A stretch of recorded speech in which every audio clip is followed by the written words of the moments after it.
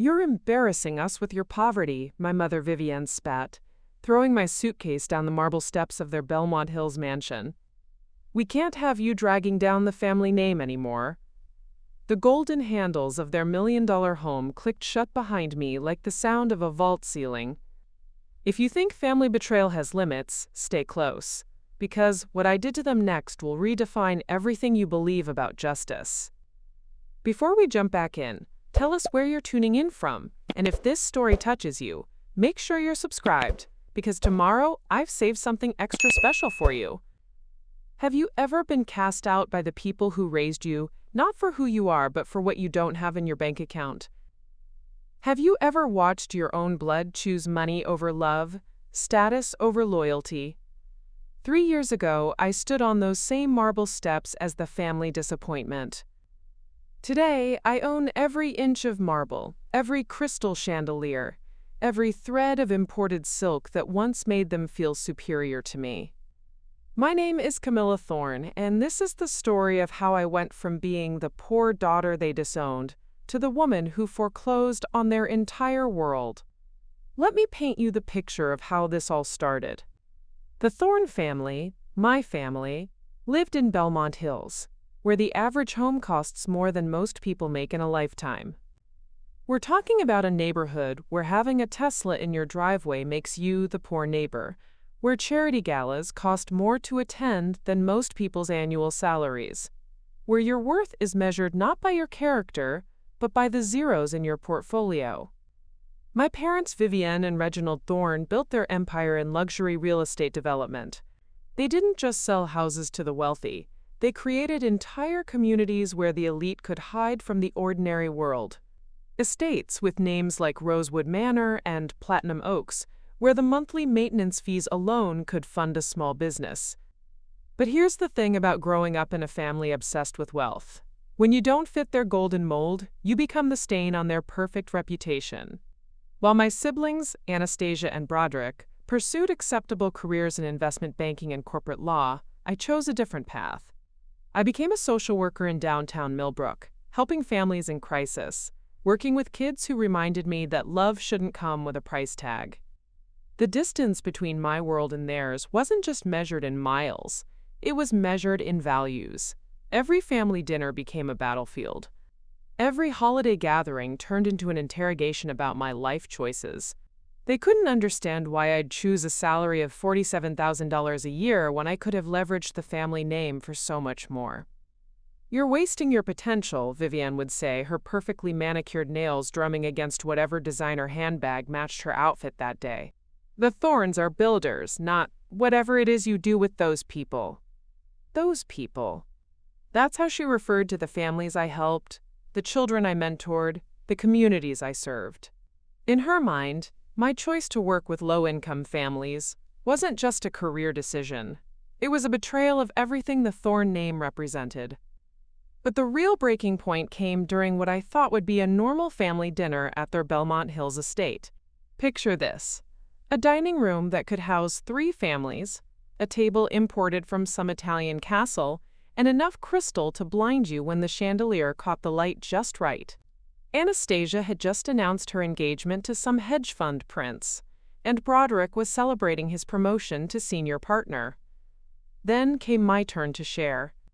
I told them about the community center I was trying to help save, about the funding we needed, about the families who would lose their safe space if we couldn't raise the money. I wasn't asking for handouts. I was sharing what mattered to me, hoping for understanding, maybe even support. The silence that followed was colder than the imported marble under our feet. Vivienne set down her wineglass with the precision of a judge delivering a verdict. "Camilla, we've been patient with this phase of yours, but you're 32 years old, driving a car that's older than some of your clients, living in that tiny apartment in, where is it again? Riverside District?" She said it like the name itself was contaminated.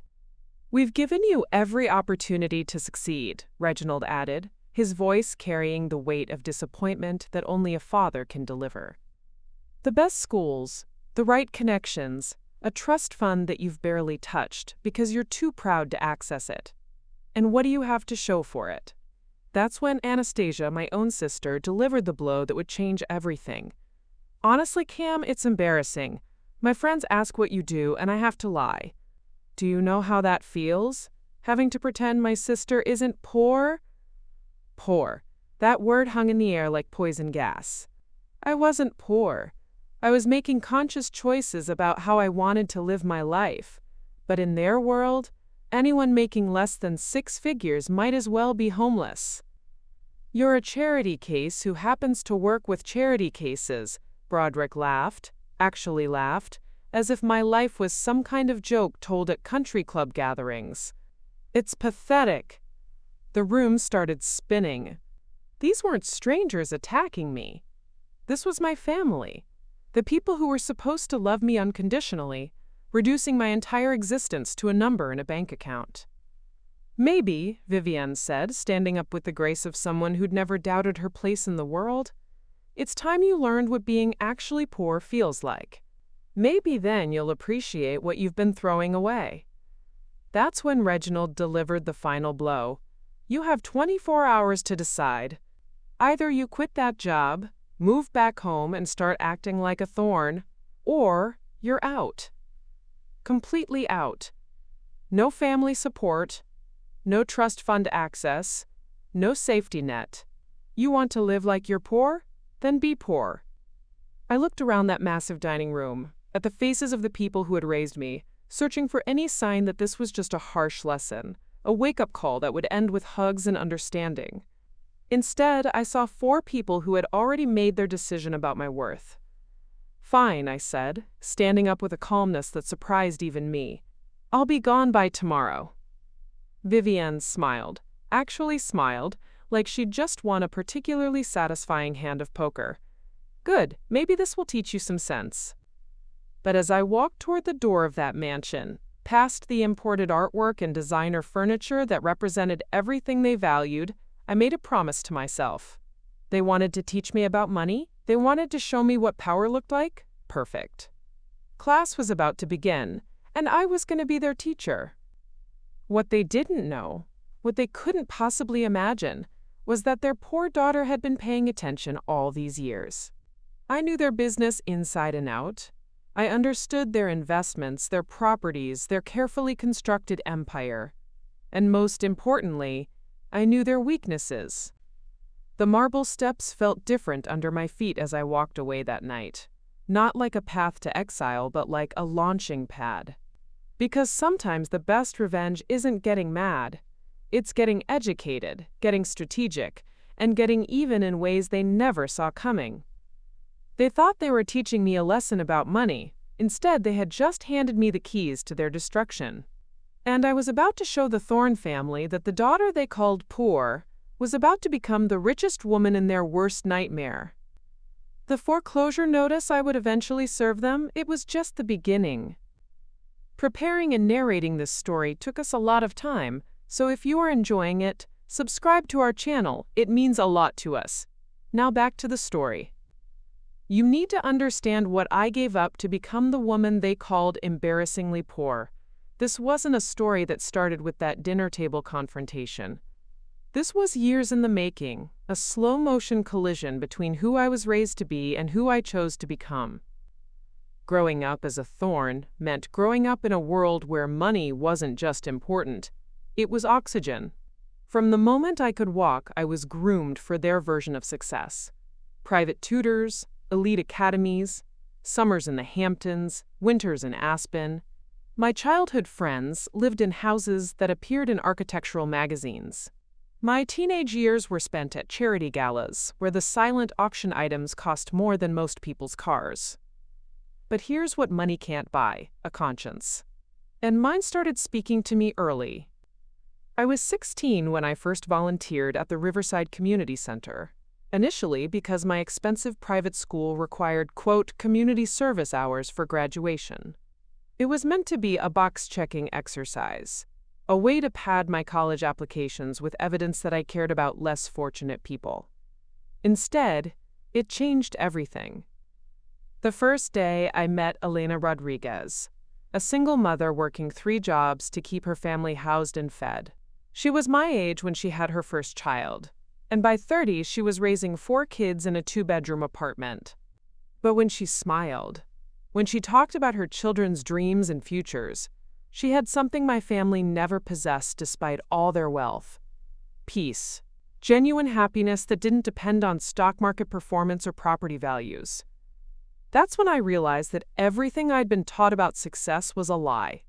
While my classmates were planning gap years in Europe or fighting over Ivy League acceptances, I was learning that real strength looked like Elena getting up at 4 a.m. to clean office buildings before her day job, then coming home to help kids with homework while dinner cooked on a stove that barely worked. Real courage looked like the teenagers I tutored, who walked past drug dealers every day to get to school because education was their only way out. I could have taken the easy path. God knows the family made it clear what they expected. Yale for undergrad, Harvard for business school, then you'll join the company, Reginald announced at my high school graduation party, like my future was just another real estate development project he was managing. Instead, I chose State University. Not because I couldn't get into the prestigious schools. I had acceptances to 3 Ivy League universities sitting on my desk. I chose State because they had the best social work program in the region, and because I wanted to learn how to help people, not just accumulate wealth. The first family fight happened the day I declined Yale. "Have you lost your mind?" Vivienne screamed, actually screamed, in a voice I'd never heard before. "Do you know what people will think? Do you know what this says about our family? That we raised someone who cares about more than status?" I suggested. Wrong answer. What followed was 4 years of psychological warfare disguised as concern. Every semester they'd offer to transfer me to a real school.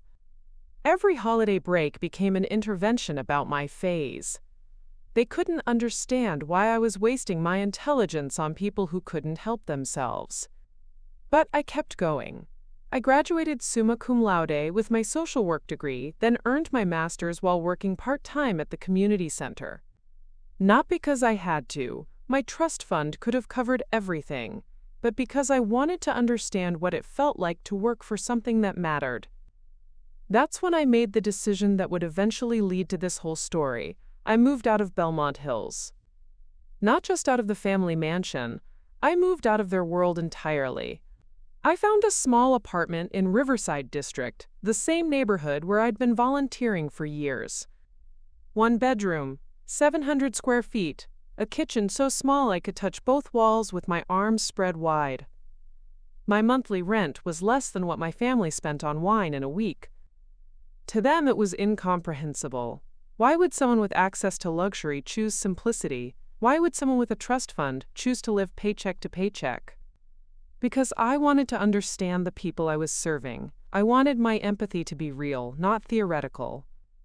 When I sat across from a mother struggling to pay rent, I wanted to know what that stress felt like. When I helped a teenager navigate college applications without family support, I wanted to understand that isolation.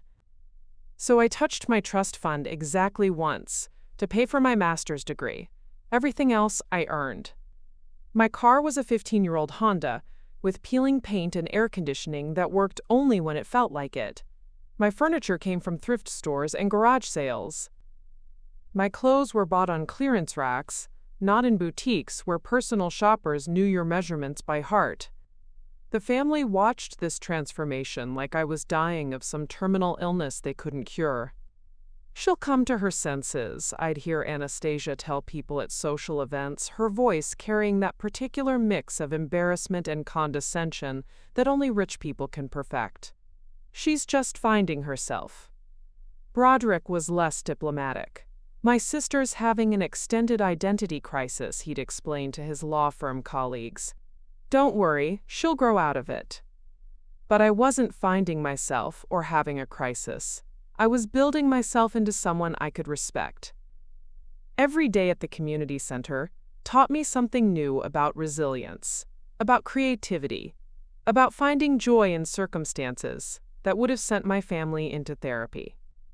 I learned that Mrs. Chen could make a feast for 8 people with ingredients that cost less than one of my mother's cocktails. I discovered that the teenagers in our after-school program had more innovative solutions to complex problems than any boardroom I'd ever sat in. I watched families create Christmas magic with handmade gifts and love, while my own family spent thousands on presents that nobody really wanted. The work wasn't easy. I dealt with domestic violence cases that kept me awake at night. I held children while they cried about parents who'd abandoned them. I fought bureaucratic systems that seemed designed to keep people in poverty rather than help them escape it. Some days, I went home exhausted and questioning whether I was making any difference at all. But then I'd get a text from Elena's daughter, accepted to college with a full scholarship. Or I'd see one of our program graduates opening their own business. Or a family would invite me to dinner to celebrate keeping their apartment for another year, and I'd realize that this was what success actually looked like. For 7 years, I built a life that meant something, not to stock portfolios or real estate empires, but to real people facing real challenges. I became someone who could walk through any neighborhood without fear, who knew how to stretch a grocery budget, who understood that wealth wasn't about what you owned but about what you could give. Meanwhile, my family's fortune kept growing. Bellmont Hills expanded. Their luxury development sprouted up across 3 states. The Thorne name became synonymous with exclusive living for the ultra-wealthy. Every year, their net worth climbed into numbers that most people couldn't even conceptualize. And every year, the gap between their world and mine grew wider. Until that dinner, when they decided that gap had become unbridgeable. When they looked at everything I'd built, my relationships, my purpose, my genuine happiness, and saw only failure. When they concluded that their daughter, who had chosen love over luxury, was an embarrassment that needed to be eliminated. They thought they were cutting off dead weight. What they actually did was free me from the last chain that connected me to their version of morality. Because up until that moment, some part of me still hoped they might eventually understand. Some part of me still believed that family meant something more than financial performance. That night, walking away from their marble steps, I felt something I hadn't experienced in years. Complete clarity, no more hoping for their approval. No more trying to bridge 2 incompatible worlds. No more pretending that we shared the same values just because we shared the same DNA. They wanted to teach me about being poor? Perfect. I was about to teach them about being powerless. And the first lesson was going to be the most expensive education of their lives. Because while they'd been building their empire, I'd been building something they'd never understood and could never buy. Real relationships with real people who actually mattered. And those relationships were about to become the foundation of their destruction. The war was starting, and they had no idea they'd just armed their greatest enemy. 24 hours. They gave me 24 hours to pack up 7 years of my life and disappear from their world completely. What they didn't expect was how efficiently someone who'd learned to live on a social worker's salary could pack everything that mattered into the back of a 15-year-old Honda. I started with the essentials: clothes, books, my laptop, and the photo albums from my work at the community center. Everything else, the furniture I'd collected from garage sales, the kitchen equipment I'd bought piece by piece, I left behind. Not because I couldn't take it, but because I knew someone else would need it more than I would. My neighbor, Mrs. Patterson, was raising her grandson on disability checks. My dining table and chairs would serve them better than they'd serve whatever came next for me. But as I was loading the last box into my car, Anastasia showed up. My sister pulled into my apartment complex in her pearl-white Maserati, the kind of car that cost more than most people in Riverside District made in 3 years. She stepped out wearing a designer outfit that probably cost more than my monthly rent, her heels clicking against the cracked pavement like a countdown timer. "Camilla, we need to talk," she said, not even bothering to look around at the neighborhood that had been my home. Her eyes stayed fixed on me, like she was afraid that acknowledging the poverty around her might be contagious. "There's nothing to talk about," I replied, closing my car trunk with more force than necessary. "You made your position pretty clear last night. Look, I know Mom and Dad were harsh, but they're just worried about you. We all are. She stepped closer, and I caught the scent of her perfume, something French and expensive that probably cost more per ounce than I spent on groceries in a month. You don't have to prove anything anymore. Just come home, apologize, and we can pretend this whole thing never happened. Pretend it never happened. Like 7 years of building a life that mattered was just some extended temper tantrum that could be erased with an apology. Apologize for what? I asked. For choosing a career that helps people instead of exploiting them? For living according to my values instead of yours? Anastasia's perfectly shaped eyebrows furrowed in the way they did when she encountered a problem that couldn't be solved with money or connections. Your values are costing you everything, Cam. Your family, your future, your security. For what? So you can feel good about yourself while you waste your life on people who would never do the same for you? That's when I realized something that chilled me more than their dinner table ultimatum. Anastasia genuinely believed what she was saying. This wasn't manipulation or strategy. She actually thought my life was worthless because it didn't generate profit. She couldn't comprehend that I might find fulfillment in anything other than accumulating wealth. These people you're so dismissive of, I said, gesturing toward the apartment complex around us, they've shown me more genuine kindness in 7 years than our family has shown me in 32. Kindness doesn't pay bills, Camilla. Kindness doesn't secure your future. Kindness doesn't build million-dollar mansions in gated communities where you never have to see the people your business displaces, I interrupted. For a moment, something flickered across her face. Not understanding exactly, but maybe recognition that I knew more about their business than they'd realized. Then the moment passed, and her expression hardened into the same cold dismissal I'd seen at dinner. You know what? Maybe Mom and Dad are right. Maybe you do need to learn this lesson the hard way. She pulled out her phone, an iPhone so new it probably wasn't even available to regular customers yet. But when you're ready to come back to reality, call me. I'll talk to them about letting you back in the family. Letting me back in. Like membership in my own family was a privilege that could be revoked and restored based on my financial performance. I won't be calling, I said quietly. She laughed, actually laughed, the same way Broderick had laughed at dinner. We'll see how long that independence lasts when you're really on your own. No family connections, no safety net, no backup plan. Let's see how your precious values hold up when you're facing actual poverty. That's when she delivered the blow that revealed just how deep their betrayal went. Oh, and Cam, Dad froze your trust fund this morning. Every account with the family name on it, every connection to Thorne money, it's all gone. You want to live like you're poor? Now you actually are.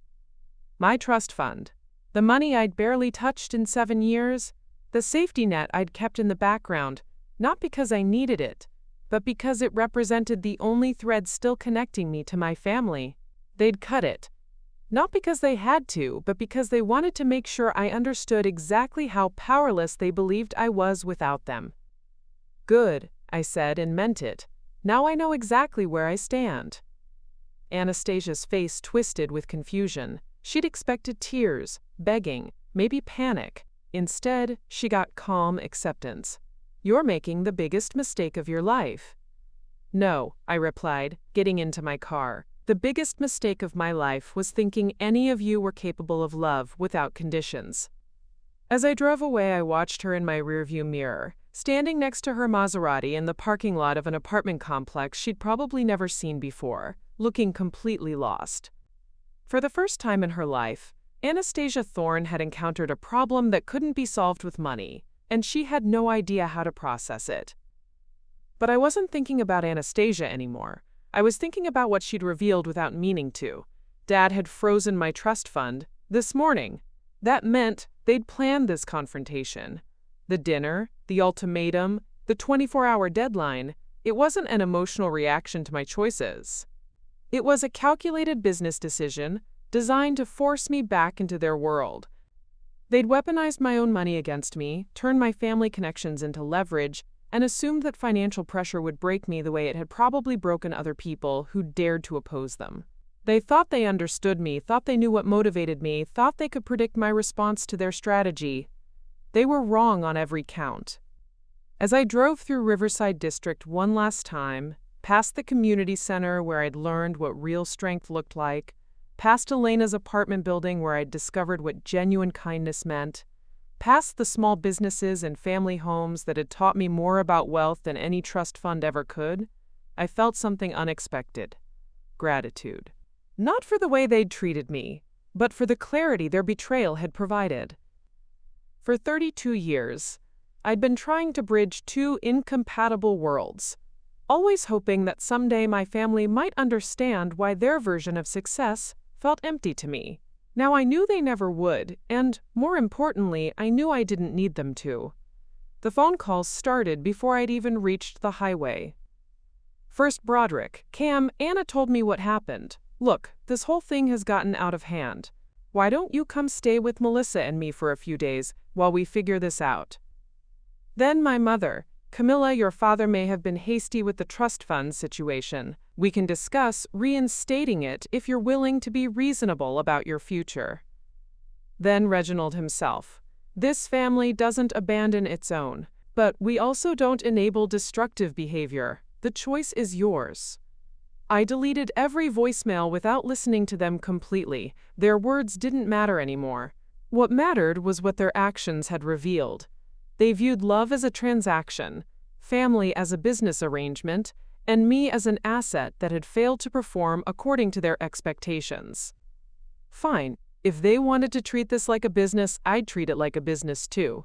And the first lesson in business that I'd learned from watching their empire grow was simple: know your opponent's weaknesses better than they know them themselves. I drove toward the highway that would take me out of Bellmont Hills, away from their marble mansions and manicured lawns, away from their world of conditional love and manufactured success. But I wasn't running away. I was positioning myself for what came next. Because while they'd been planning my downfall over dinner last night, they'd made one crucial miscalculation. They assumed that cutting me off from their money would leave me powerless. They forgot that I'd spent 7 years building something they couldn't buy and couldn't understand. A network of people who valued loyalty over wealth, who measured success by character instead of bank balances, who understood that real power came from lifting others up instead of tearing them down. They'd just declared war on someone who'd been learning guerrilla tactics while they'd been playing with their traditional weapons.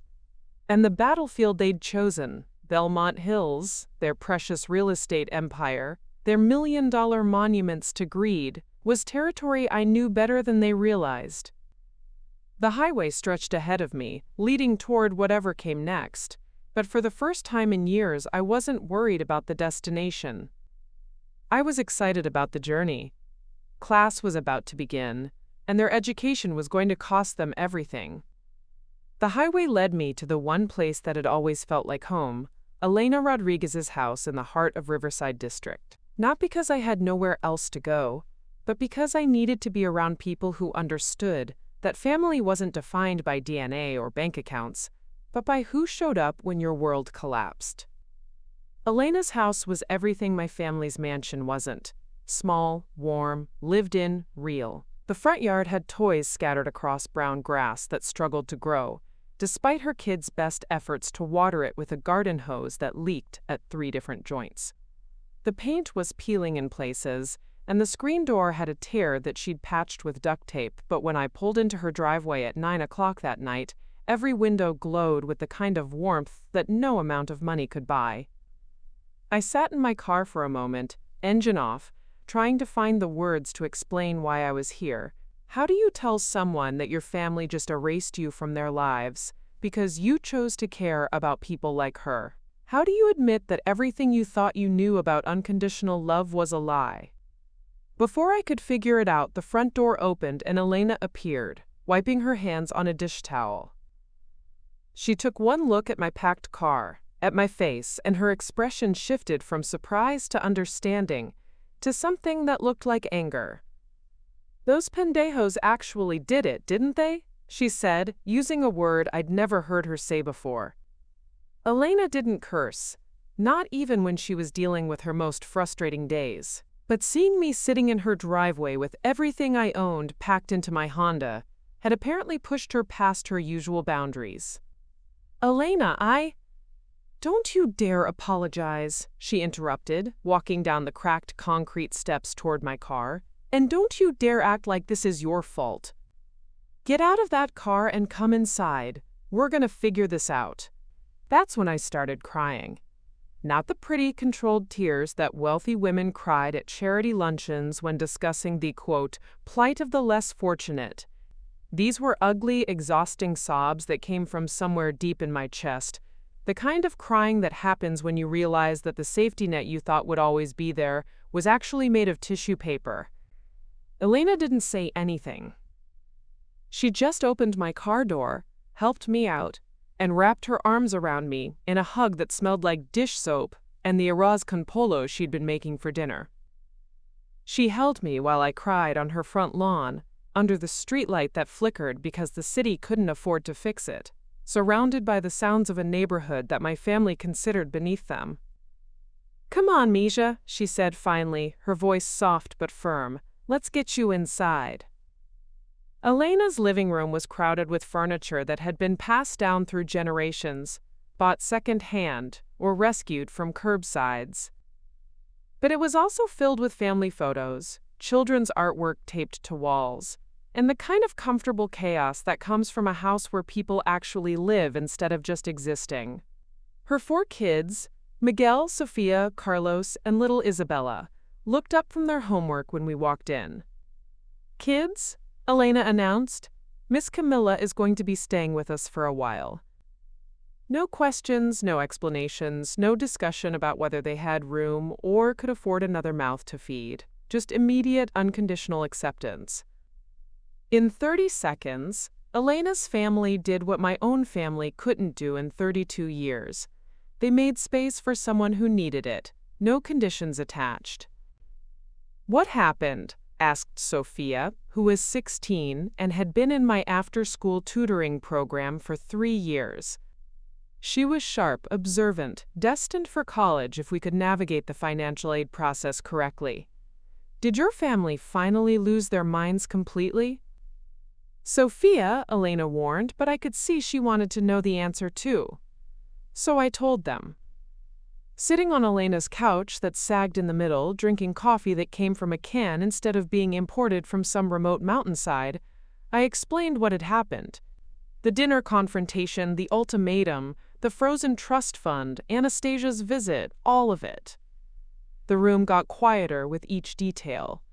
Miguel, who was 18 and working 2 jobs while finishing high school, shook his head in disbelief. Carlos, 14 and still young enough to believe that all adults were reasonable, looked confused. Little Isabella, only 8, seemed to understand better than any of them. "They don't deserve you," she said matter-of-factly, the way children do when they cut straight through adult complications to the truth. But it was Elena's reaction that broke my heart all over again. When I finished talking, she was quiet for a long moment, staring at her hands. Then she looked up at me with an expression I'd never seen before. Not just anger, but something that looked like grief. "All these years," she said slowly, "I wondered why someone like you would choose to work with people like us. I mean, I was grateful, but I never really understood it. Your family has everything. Money, connections, opportunities that most people can only dream about. And you walked away from all of it to help kids in an underfunded community center." She paused, and I could see her working through something in her mind. "I thought maybe you were just naturally kind, or maybe you felt guilty about having so much when others had so little. But that wasn't it, was it?" Her voice got softer, sadder. "You were looking for what you couldn't find at home. You were looking for people who would love you for who you are instead of what you could provide." The accuracy of her observation hit me like a physical blow. For 7 years, I'd told myself I was serving others, helping people who needed support, using my education and resources to make a difference. All of that was true, but Elena had identified something deeper that I'd never wanted to admit. I wasn't just helping them, they were saving me. And now they've proven that everything you suspected about them was true, Elena continued. They don't love their daughter.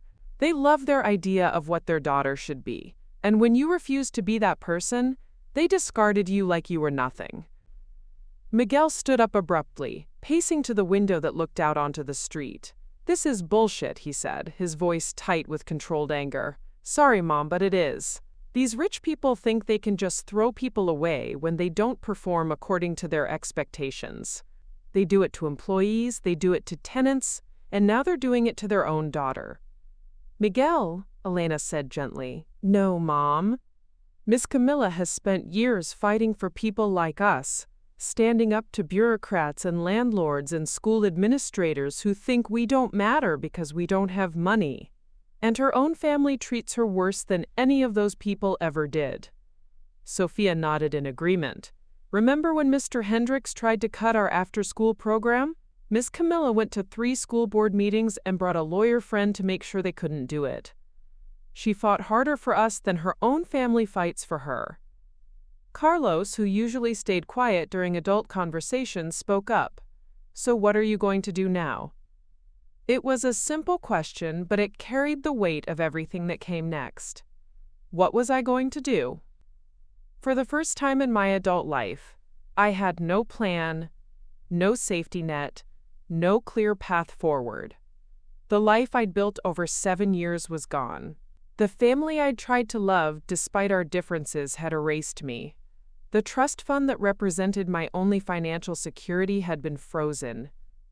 But sitting in Elena's living room, surrounded by kids who believed in fighting for what mattered, I felt something I hadn't expected. Possibility. I don't know yet, I admitted, but I know what I'm not going to do. I'm not going to beg them to take me back. I'm not going to pretend that what they did was acceptable. And I'm not going to let them convince me that their version of success is the only one that matters. Elena smiled, the first real smile I'd seen from her all evening. Good, because you're worth more than they ever understood, and now you're free to prove it. That night, I slept on Elena's couch under a blanket that Isabella insisted I needed because the house gets cold at night and we want you to be comfortable. It wasn't comfortable, exactly. The couch was too short and the springs were shot, but it was safe. More than safe. It was home in a way that my childhood bedroom in the mansion had never been. As I lay there listening to the sounds of a house full of people who actually cared about each other, Elena doing dishes, the kids finishing homework, Miguel coming home from his evening shift at the grocery store, I realized something important. The deepest wound my family had inflicted wasn't the financial betrayal or even the emotional rejection. It was making me believe for 32 years that love was something you had to earn through performance instead of something you received simply for being yourself. But Elena's family had just shown me what real love looked like. And for the first time since that dinner table confrontation, I felt something more powerful than anger or hurt. I felt dangerous. Because now I knew the difference between conditional and unconditional support. I understood what I'd been missing and what I'd never have to settle for again.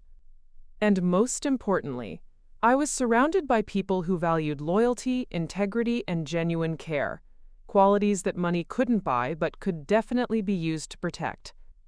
The war my family had started was about to take a turn they never saw coming. They thought they were fighting someone who would be lost without their money and connections. Instead, they'd just freed someone who understood both worlds and had nothing left to lose. The education I was about to give them would be worth every penny it cost them. 3 weeks. That's how long it took for my family's arrogance to crumble into desperation. I was helping Isabella with her math homework at Elena's kitchen table when the first text came through. Anastasia. Cam, we need to talk. It's important. I deleted it without responding. 20 minutes later, another one. Please call me back. This isn't about the family stuff. Delete. Then. There's been a development with Dad's business. You need to know about this. I set my phone face down and continued explaining fractions to Isabella, who was far more interested in the story problems than my family drama. But Elena, who was cooking dinner at the stove, had noticed my phone lighting up repeatedly. "Everything okay?" she asked, stirring a pot of beans that smelled like home. "Just my sister trying to manipulate me back into their orbit," I said, helping Isabella carry the two in her division problem. "Probably ran out of her monthly shopping allowance and needs someone to blame it on." But the texts kept coming, then the calls started. Not just from Anastasia, but from Broderick, then my mother, then numbers I didn't recognize. I turned my phone off and focused on helping with homework, but Elena's expression was growing more concerned. "Misha," she said gently, "when rich people start calling poor people this much, it usually means the rich people are in trouble." The next morning, I found out exactly what kind of trouble. I was at the community center, working with a group of high school seniors on college applications, when Miguel burst through the door holding a newspaper. His face was flushed with excitement and something that looked like vindication. "Miss Camilla, you need to see this," he said, slapping the Bellmont Herald down on the table in front of me. The headline made my blood freeze. "FBI raids Thorne Development Offices in Massive Fraud Investigation." Below it, a smaller headline: "Luxury Developer Accused of Money Laundering, Tax Evasion, and Illegal Displacement Schemes." I stared at the newspaper, reading the same words over and over, trying to process what I was seeing. The article detailed a federal investigation that had been building for months: wire transfers to offshore accounts, falsified environmental impact reports, bribes to city officials to fast-track zoning changes. A systematic pattern of buying low-income properties under false pretenses, then forcing out residents to build luxury developments. But the worst part was the connection to something I knew about: the Riverside Renewal Project. 2 years ago, my family's company had proposed a revitalization of the Riverside district. They claimed it would bring jobs and improved infrastructure to an underserved community. What they actually planned was to demolish 3 blocks of affordable housing, including Elena's neighborhood, to build a luxury shopping complex and high-end condominiums. I had fought against it, not openly, because I was still trying to maintain some relationship with my family, but I had provided information to community advocates, helped residents understand their rights, and connected them with legal aid lawyers who could challenge the development. The project had been stalled in legal challenges for 18 months. Now I understood why. The FBI had been investigating the entire scheme: the bribes to city councilmen, the environmental reports that claimed contaminated soil where none existed, the shell companies used to hide the true ownership of the properties they were acquiring. All of it was unraveling, and my family was at the center of the investigation. "There's more," Miguel said, pointing to a sidebar article. "Look at this." The smaller article detailed the scope of the investigation. Federal agents had seized financial records, frozen multiple bank accounts, and issued subpoenas for testimony from dozens of city officials and business associates. The Thorne family's assets were being held pending the outcome of the investigation. Their assets, including the Bellmont Hills mansion, including their luxury cars, their vacation homes, their investment portfolios. Everything that had made them feel superior to people like Elena's family was now property of the federal government. "They're broke," Miguel said with obvious satisfaction. "These people who spent years looking down on everyone in our neighborhood who tried to destroy our community for profit, they're actually broke." I sat back in my chair, trying to process the cosmic irony of the situation. 3 weeks ago, my family had cut me off financially because they considered me an embarrassment to their wealth and status. Now they had no wealth or status to protect. That's when my phone started ringing again. This time, I answered. "Camilla, thank God," Anastasia's voice was strained, desperate in a way I'd never heard before. "I've been trying to reach you for days. We need your help." "I'm sorry, what?" The FBI froze everything: the bank accounts, the properties, even Mom's jewelry. "We can't access any of our assets while the investigation is ongoing. We're staying at the Marriott downtown, but we can only afford it for another week." I almost laughed. The irony was too perfect. So you're telling me that the family who kicked me out for being poor is now poor? This isn't funny, Camilla. We're in serious trouble. The lawyers alone are costing us thousands of dollars a day, and we have no income stream while the company is frozen. We need somewhere to stay, someone who can help us figure out our next steps. And you thought of me because? There was a pause, a long pause. Then Anastasia said something that revealed just how completely their world had collapsed. Because you're the only one in the family who knows how to live without money. I held the phone away from my ear and stared at it. The same sister who had stood in Elena's parking lot 3 weeks ago, telling me that kindness didn't pay bills and that my values were worthless, was now asking me to teach her how to survive without the wealth that had defined her entire identity. Anna, I said slowly, are you asking me to help the people who threw me out for being an embarrassment to their fortune, because now you need to learn how to be poor? Don't say it like that. How should I say it? Another pause. Then, in a voice so small it was almost a whisper, we're scared, Cam. We don't know how to do this.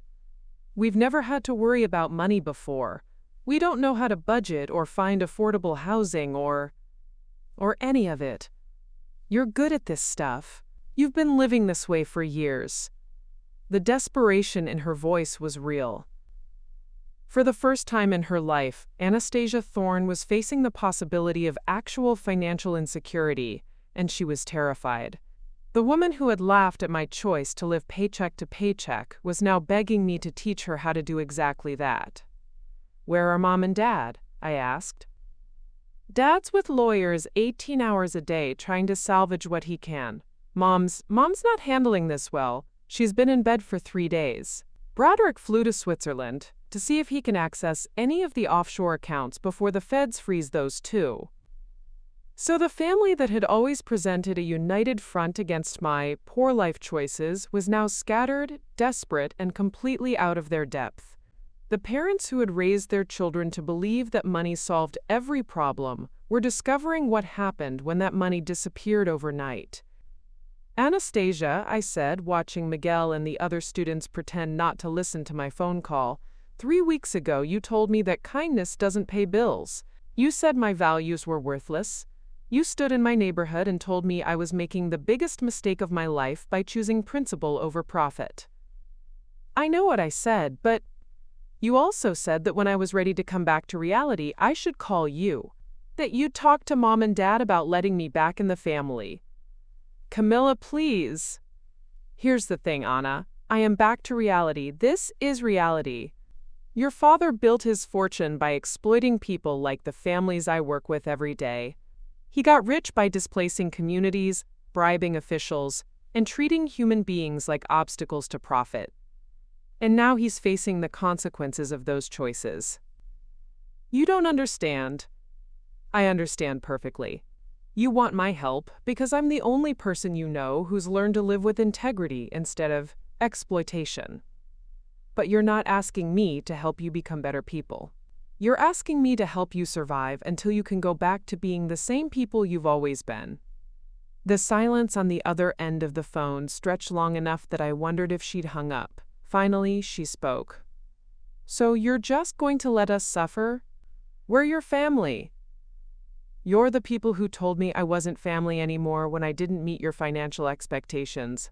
Now you want me to claim you as family when you need something from me? That's not... We didn't mean... Yes, you did. You meant every word. The only thing that's changed is your circumstances. I could hear her crying now, soft sobs that she was trying to hide. Part of me, the part that had spent 32 years trying to earn their love, wanted to comfort her, to offer help, to be the bigger person. But a larger part of me, the part that had been nurtured by Elena's unconditional acceptance and strengthened by 3 weeks of clarity, recognized this for what it was, another manipulation.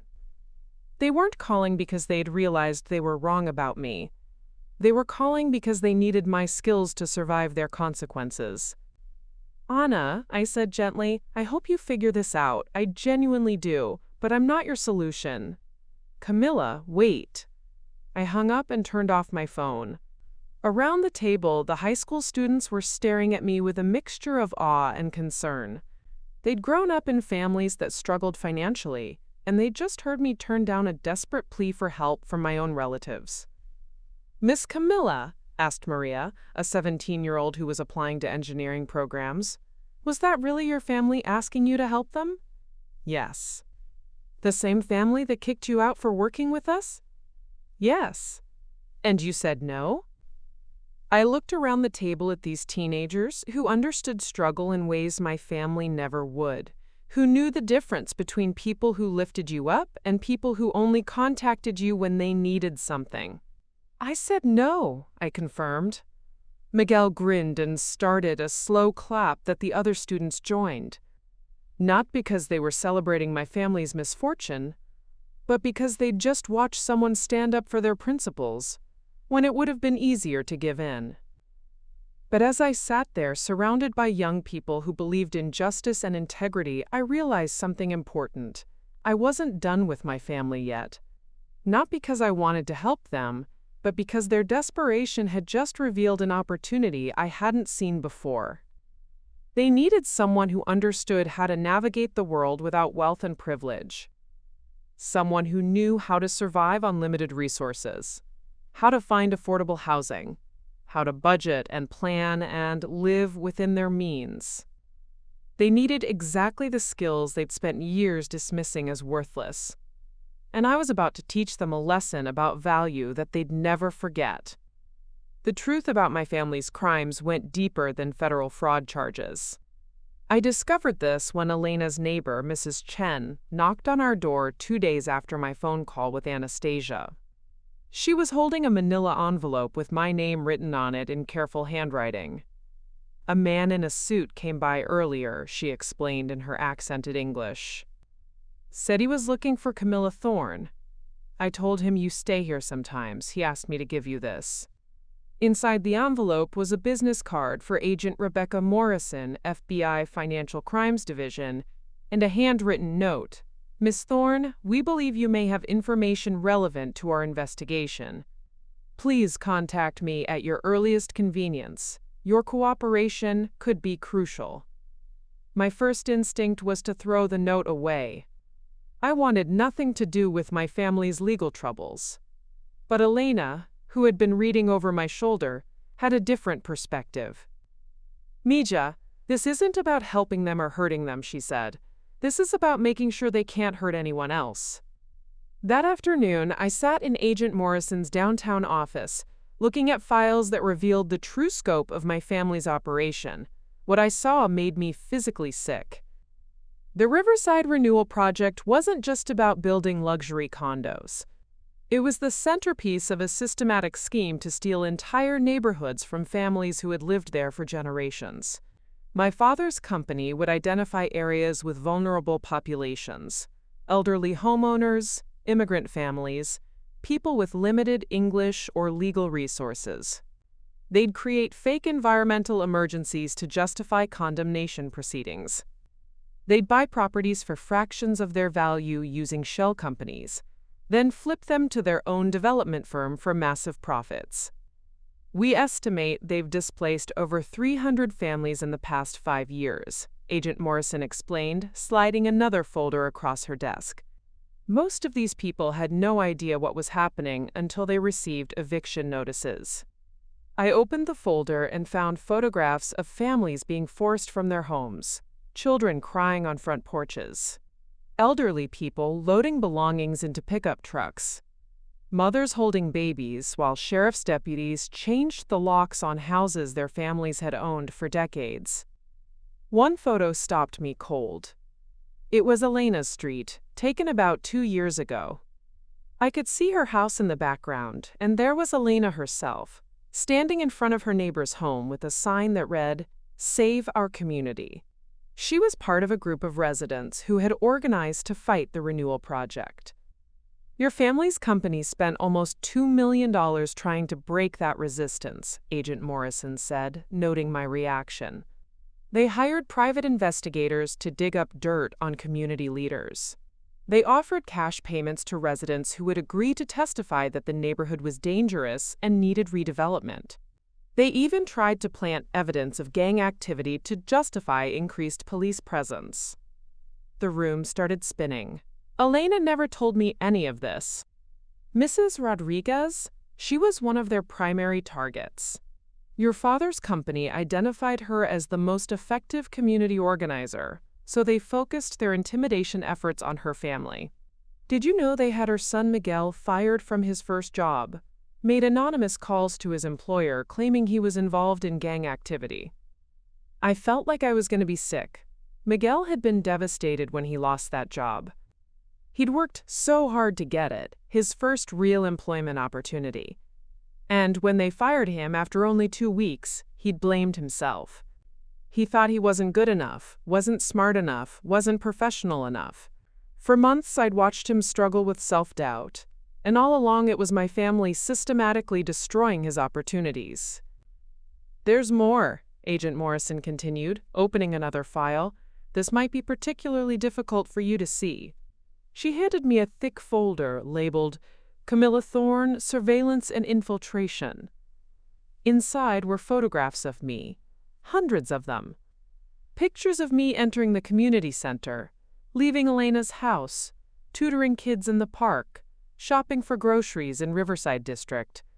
There were detailed reports of my activities, my relationships, my work schedule. Your family hired a private investigation firm to document your involvement with the community, Agent Morrison explained. They wanted to know if you were providing information to the residents fighting their development projects. I stared at a photo of myself helping Sophia with college applications outside the library. Someone had been following me, watching me, documenting my interactions with the people I cared about. My own family had treated me like a criminal target. When did this surveillance start? I asked, my voice barely above a whisper. According to these records, about 3 years ago. Right around the time community resistance to their projects became more organized and effective. 3 years. For 3 years, while I'd been trying to maintain some kind of relationship with my family, while I'd been hoping they might eventually understand my choices, they'd been treating me like an enemy agent. Every dinner where they'd asked about my work, every conversation where they'd seemed interested in my community involvement, they weren't trying to understand me. They were gathering intelligence. I had to stop and take a breath. Did they use the information about me to hurt the people I work with? Agent Morrison's expression grew even more serious. We believe so. Several of the families you've helped over the years reported sudden problems with city services, unexpected visits from code enforcement, difficulties with their children's school records, problems that mysteriously resolved when they stopped participating in community organizing activities. The folder contained documentation of it all. When I'd helped the Gonzalez family apply for housing assistance, suddenly their application was flagged for additional verification that delayed approval for 6 months. When I'd tutored the Martinez children, their parents received anonymous calls at work claiming their kids were truants. When I'd connected Mrs. Williams with legal aid for a landlord dispute, she suddenly faced an investigation by Child Protective Services. Every family I'd tried to help had been systematically harassed, and it was my fault. My family had used my relationships, my care for these people, as a weapon against them. Miss Thorne, Agent Morrison said gently, we don't believe you knew about any of this. In fact, our investigation suggests that your advocacy work actually helped many of these families resist your family's schemes more effectively. You weren't helping them spy on the community. You were helping the community defend itself, even though you didn't know what they were defending against. But that didn't make me feel better. For years, I'd been living a double life without knowing it. I'd been genuinely trying to help people while my family was using my presence in their lives to target them more effectively. I'd been the unwitting bridge between two worlds that were actively at war with each other. There's something else, Agent Morrison said. We found records of payments your family made to have your trust fund managed by a specific investment firm. Did you know that your money was being used to finance their illegal activities? I looked up sharply. What do you mean? The trust fund your father froze 3 weeks ago, it wasn't just sitting in a bank account. It was being actively invested in shell companies that your family used to purchase properties for their development schemes. Your money was helping them destroy communities. The betrayal felt complete now. Not only had they dismissed my values and cut me off financially when I didn't conform to their expectations, but they'd been using my own money to fund the very activities I'd been fighting against. Every dollar in that trust fund was blood money, earned by displacing families like Elena's. I need you to understand something, Agent Morrison continued. When we freeze assets in cases like this, we're not just preventing the suspects from accessing money. We're trying to trace where the money came from and who might be entitled to restitution. If your family is convicted, their assets will be sold to compensate the families they've defrauded. Good, I said immediately. Those families deserve compensation, including your trust fund. If we can prove that money was used to finance illegal activities, it becomes part of the restitution pool. I nodded. Whatever helps the victims. Agent Morrison smiled for the first time during our meeting. Miss Thorne, would you be willing to cooperate with our investigation? Your knowledge of both sides of this situation could be invaluable in helping us understand the full scope of your family's activities. What would that involve? Reviewing financial records to help us trace money flows, identifying properties and projects you might have heard discussed at family gatherings, helping us understand the timeline of their activities, and, she paused, potentially testifying about what you've observed. Testifying against my own family. 3 weeks ago, that would have been unthinkable. Even after they'd cut me off, some part of me would have hesitated to actively participate in their prosecution. But sitting in that office, looking at photos of children being forced from their homes, while my money helped finance their displacement, I felt something crystallize inside me. This wasn't about family loyalty anymore. It wasn't even about my personal hurt and anger. This was about justice for hundreds of families who'd been victimized by a systematic criminal enterprise. I'll help however I can, I said, but I want something in return. Agent Morrison raised an eyebrow. What's that? When this is over, when my family's assets are liquidated for restitution, I want the Bellmont Hills mansion to go to a specific organization. Which organization? The Riverside Community Center. They've been fighting to stay open for years because of funding cuts. That mansion could be sold and the proceeds used to establish a permanent endowment for community services. Agent Morrison made a note in her file. I can't make promises about asset distribution, but I'll make sure your request is part of the record. As I walked out of the federal building that afternoon, I felt something I hadn't experienced since that dinner table confrontation: clarity about what came next. My family thought they'd punished me by cutting me off from their money. Instead, they'd freed me to see exactly what that money represented and where it had come from. But I wasn't done with them yet.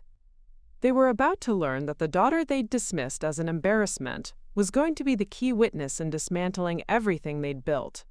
And when their empire finally collapsed, the communities they'd tried to destroy would inherit the pieces. The war they'd started with a frozen trust fund was about to end with their entire fortune being redistributed to the people they'd spent years exploiting. Justice, it turned out, had a sense of irony that even I couldn't have imagined. My cooperation with the FBI lasted exactly 2 weeks before my family found out. The news came in the form of Broderick showing up at Elena's front door at 7 in the morning. Still wearing yesterday's clothes and looking like he hadn't slept in days. Elena opened the door to find my brother standing on her cracked concrete steps, his usual arrogance replaced by something that looked dangerously close to panic.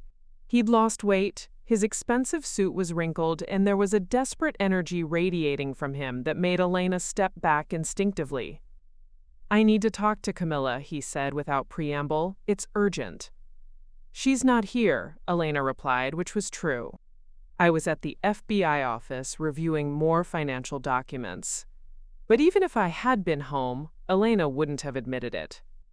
She'd taken one look at Broderick's manic state and decided he wasn't getting anywhere near me without supervision. "Don't lie to me," Broderick snapped, then seemed to catch himself. "Please, I know she's staying here. I just need 5 minutes to explain something to her." "Explain what?" "That she's destroying her own family." Elena's expression hardened. "Her family destroyed themselves. She's just making sure they can't hurt anyone else." That's when Broderick said something that revealed just how completely their world had shifted. "You don't understand. The feds are using her. They're making her think she's some kind of hero, but all she's doing is helping them steal everything our family worked for." "Everything your family stole from others, you mean? Those people would have lost their houses anyway," Broderick exploded. "At least we gave them something for their properties. At least we developed the land into something valuable instead of letting it rot." Elena stared at him for a long moment. Then she stepped onto her porch and closed the door behind her, positioning herself between Broderick and her house in a way that made it clear he wouldn't be going inside. "Let me tell you something about your family's development," she said, her voice deadly calm.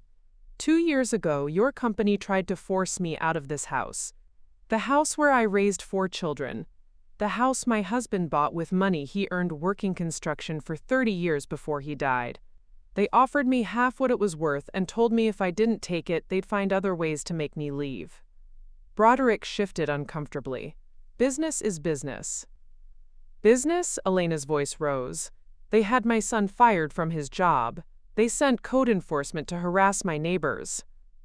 They spread rumors that our neighborhood was dangerous to justify bringing in more police.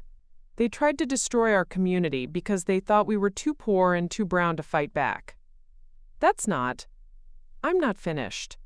Elena stepped closer to Broderick, and despite being 8 inches shorter and probably 100 pounds lighter, something about her presence made him take a step back.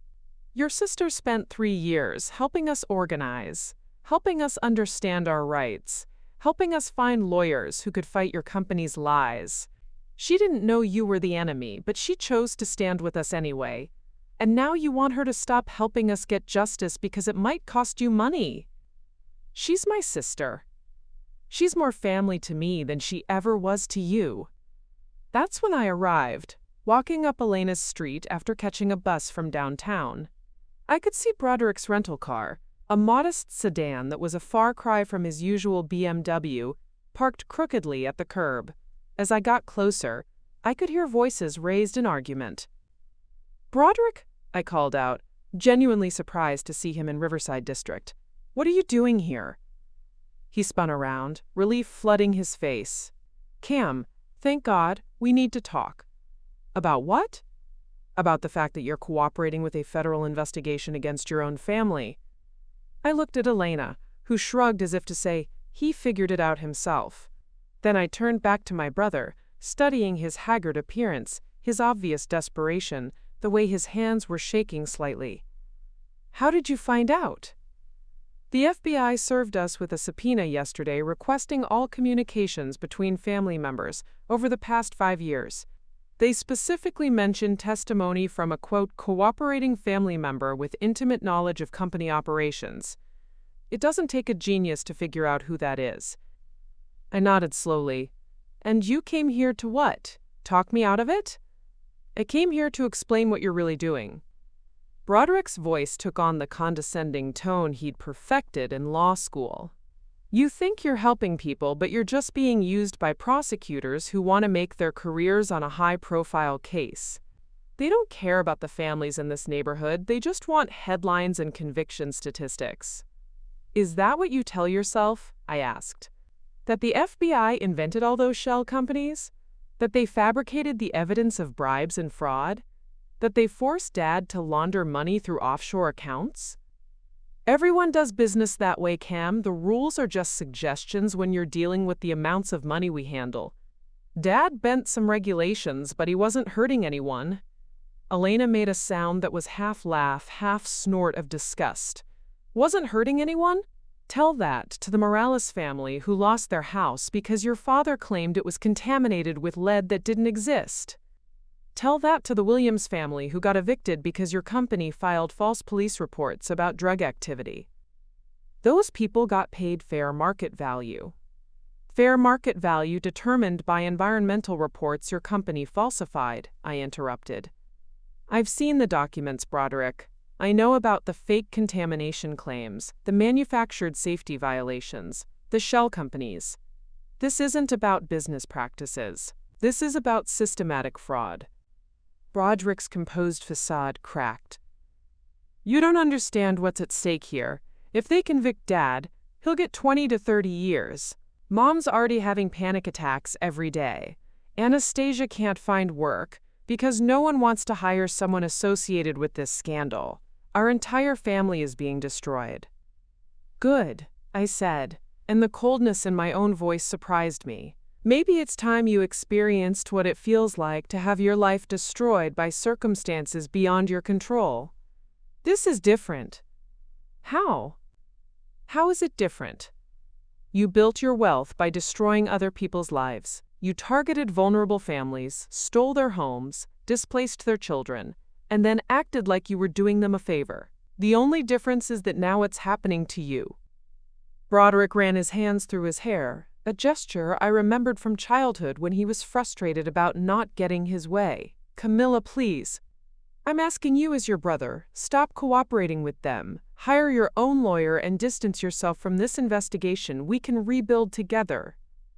Rebuild what? A criminal enterprise. Rebuild our family. I stared at him, this man who shared my DNA but who seemed like a complete stranger. 3 weeks ago, he'd laughed at my life choices and called me an embarrassment. Now he was standing in the neighborhood his company had tried to destroy, begging me to help him escape the consequences of his crimes. Broderick, I said quietly, when was the last time you called me just to see how I was doing? When was the last time you showed interest in my work, my friends, my life? When was the last time you treated me like family, instead of like a problem to be managed? He opened his mouth, then closed it again. We both knew the answer. You're not here because you care about me, I continued. You're here because I'm the only family member who knows how to survive without money, and you're scared. You're here because the FBI investigation is moving faster than your lawyers expected, and you need me to stop providing evidence that could convict you. You're here because for the first time in your life, you need something from someone you've always considered beneath you. That's not true. Yes, it is. And here's what you need to understand. I'm not stopping.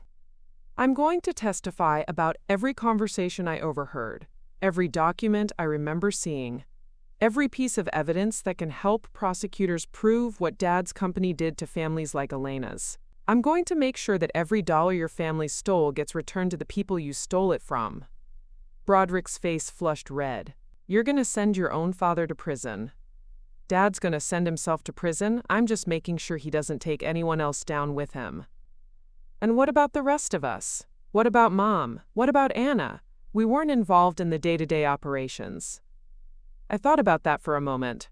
Were you involved in the family dinners where you all mocked my work with those people? Were you involved in the decision to freeze my trust fund when I wouldn't conform to your values? Were you involved in treating me like an embarrassment because I chose to help families instead of exploit them? This is different. No, it's not. You all made choices. You chose to benefit from money you knew was earned through exploitation. You chose to look down on the people your father was victimizing. You chose to cut me off when I wouldn't participate in your system. Now you're facing the consequences of those choices. Elena, who had been watching this exchange with the intense focus of someone witnessing a historic moment, finally spoke up. Your brother should leave now. He's not welcome in this neighborhood. Broderick looked at Elena as if noticing her for the first time. This doesn't concern you. Everything that happens to families in this community concerns me. And I'm telling you that a Thorne family member who comes here to ask for help covering up crimes against my neighbors is not welcome. I could see the calculation in Broderick's eyes. He wanted to argue, wanted to assert some kind of authority, but he was in Elena's neighborhood now, surrounded by people who had been victimized by his family's business practices. His usual weapons, Money, connections, legal threats were useless here. "Fine," he said, turning back to me. "But when this investigation destroys our entire family, when Mom has a breakdown and Dad dies in prison, remember that you chose strangers over your own blood." "I chose justice over complicity," I replied. "And Elena's family isn't strangers. They're the people who showed me what real family looks like." Broderick stared at me for a long moment, then shook his head like he was dealing with someone who had lost their mind. "You'll regret this, Camilla. When you're 50 years old and alone because you destroyed the only people who would have taken care of you, you'll remember this conversation." "You're right," I said. "I will remember this conversation. I'll remember the day my brother came to the neighborhood his family tried to destroy and asked me to help him cover up his crimes. I'll remember it every time I see Elena's grandchildren playing in the house your company tried to steal. And I'll be grateful that I chose the right side." Broderick walked back to his rental car without another word. As he drove away, Elena put her arm around my shoulders. "You okay, Misha?" I watched his taillights disappear around the corner, carrying him back to whatever expensive hotel room or borrowed apartment he was calling home these days. "I'm perfect," I said, and meant it. Because for the first time in my life, I had chosen my family instead of accepting the one I'd been born into. And that family was about to help me destroy everything the Thorns had built on the backs of people they'd considered disposable. The war was almost over. We were just finishing the cleanup. The federal courthouse was not where I expected to see my family again, but life had become a series of unexpected moments. 3 days after Broderick's visit to Elena's house, Agent Morrison called with news that would change everything.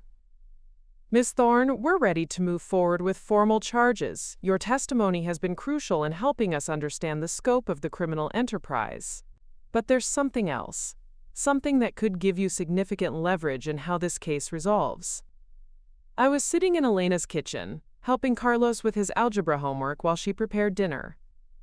The normalcy of the scene. Teenagers struggling with equations, the smell of sofrito cooking on the stove, Isabella practicing piano in the living room, made Agent Morrison's words feel surreal. "What kind of leverage?" "Your father's company holds the mortgage on several properties that were acquired through fraudulent means. Under federal forfeiture laws, the government can seize those properties and either auction them or transfer them to qualified nonprofit organizations. One of those properties is the Bellmont Hills mansion." I nearly dropped the phone. "You're saying the government could take their house?" "More than that. Because you're a cooperating witness, and because your trust fund money was used to finance the fraudulent acquisitions, you have legal standing to petition for specific disposition of seized assets. Essentially, you could determine what happens to your family's mansion." Carlos looked up from his homework, obviously listening to my side of the conversation. "Miss Camilla, are you about to foreclose on your family's house?" The word foreclose hung in the air like a revelation. That's exactly what was happening.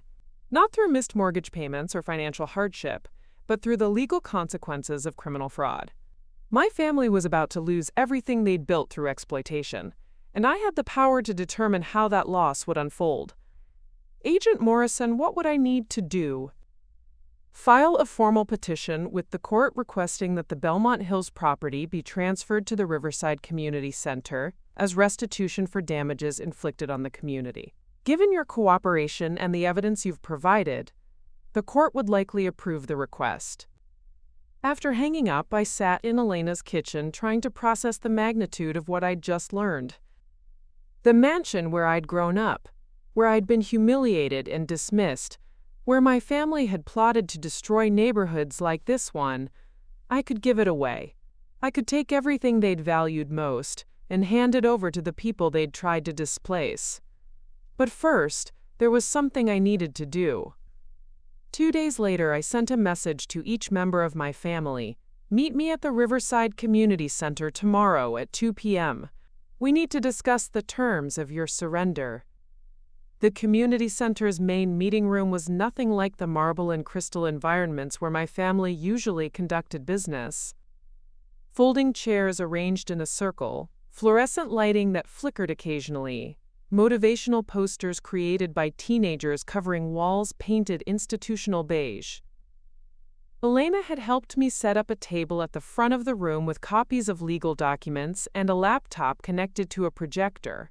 They arrived separately, as if coordinating their entrance might somehow restore their lost power. Vivienne came first, wearing a designer outfit that looked expensive but somehow diminished in the fluorescent lighting. She'd lost weight, and her usually perfect makeup couldn't hide the stress lines that had deepened around her eyes. Reginald followed 10 minutes later, moving like a man who'd aged a decade in a month. The confidence that had once made him seem larger than life was gone, replaced by the cautious movements of someone who'd learned that the ground beneath his feet wasn't as solid as he'd believed. Anastasia and Broderick arrived together, both dressed in clothes that screamed, "respectable defendants." I could see them calculating, trying to figure out how to approach this meeting. What strategy might salvage something from the wreckage of their lives? Elena sat in the back of the room, not as a participant but as a witness. She'd insisted on being present. If they're going to surrender, she'd said, they should do it in front of someone who represents the community they tried to destroy. I stood up as they took seats in the folding chairs, looking around the room with expressions that ranged from disgust to desperate hope. This was probably the first time any of them had been inside a community center, and their discomfort was obvious. "Thank you for coming," I began, my voice echoing slightly in the room. "I asked you here because the federal government is prepared to file formal charges against Thorn Development and all its principals. Those charges include racketeering, money laundering, fraud, and conspiracy. Dad, you're looking at a minimum of 20 years in federal prison." Reginald's face went pale, but he didn't speak. "However," I continued, "there's an opportunity for reduced sentences if you're willing to accept certain conditions." "What conditions?" Vivienne asked, her voice barely above a whisper. I turned on the laptop and projected a document onto the wall behind me. "This is a restitution agreement. It requires you to surrender all assets acquired through illegal activities, cooperate fully with the federal investigation, and formally apologize to every family your company displaced." Broderick leaned forward in his chair. "Apologize?" "Publicly, in writing, with specific acknowledgement of the damage you caused and the methods you used to cause it." I clicked to the next slide. "You'll also agree to surrender the Bellmont Hills mansion, which will be transferred to the Riverside Community Center to establish a permanent fund for legal aid and community organizing." The room went silent except for the humming of the fluorescent lights. I watched as each member of my family processed what I was telling them. Their home, the symbol of everything they'd achieved, everything they'd valued, would become a resource for the very people they'd spent years trying to destroy. "This is insane," Anastasia said finally. "You can't just give away our house." "I'm not giving it away. The federal government is seizing it as proceeds from criminal activity. I'm simply petitioning for it to be used in a way that helps the people you've hurt." "We're your family," Vivienne said, tears starting to stream down her cheeks. "How can you do this to us?" I looked at my mother, this woman who had thrown my suitcase down marble steps, and told me I was embarrassing the family name. "You mean how can I hold you accountable for your crimes? How can I make sure your victims get justice? How can I prevent you from destroying more communities?" "We never meant to hurt anyone," Reginald said quietly. "We were building something, creating value, improving neighborhoods. By displacing the families who lived in them, by lying about environmental hazards, by bribing officials and falsifying documents." I clicked to another slide showing photographs of families being evicted. "This is what your quote, quote, quote, quote, quote creation looked like." Elena stood up in the back of the room. "If I may," she said, her voice cutting through the tension, "I'd like to say something to the Thorn family." My parents looked back at her with a mixture of confusion and fear. They'd probably never been in the same room with someone they'd tried to displace, never heard directly from one of their victims. 2 years ago, your company tried to steal my house, Elena said, walking slowly toward the front of the room. The house where I raised 4 children. The house my husband died trying to pay for. You offered me $30,000 for a property worth $80,000, and when I refused, you tried to destroy my family. She stopped a few feet from where my parents were sitting. You had my son fired from his job. You sent inspectors to harass my neighbors. You spread lies about our neighborhood to justify bringing in police. You treated us like we were nothing because we didn't have money to fight back. Vivienne was crying openly now, but Elena wasn't finished. Your daughter Camilla spent 3 years helping us organize, helping us understand our rights, helping us find lawyers who could expose your lies. She didn't know you were the enemy, but she chose to stand with us anyway. She's shown more integrity in 3 years than your family has shown in 3 generations. Elena turned to look at me. And now she's giving us something we never could have fought for ourselves. Justice. Real justice that doesn't just punish you, but helps make sure this never happens to other families. The room was completely silent.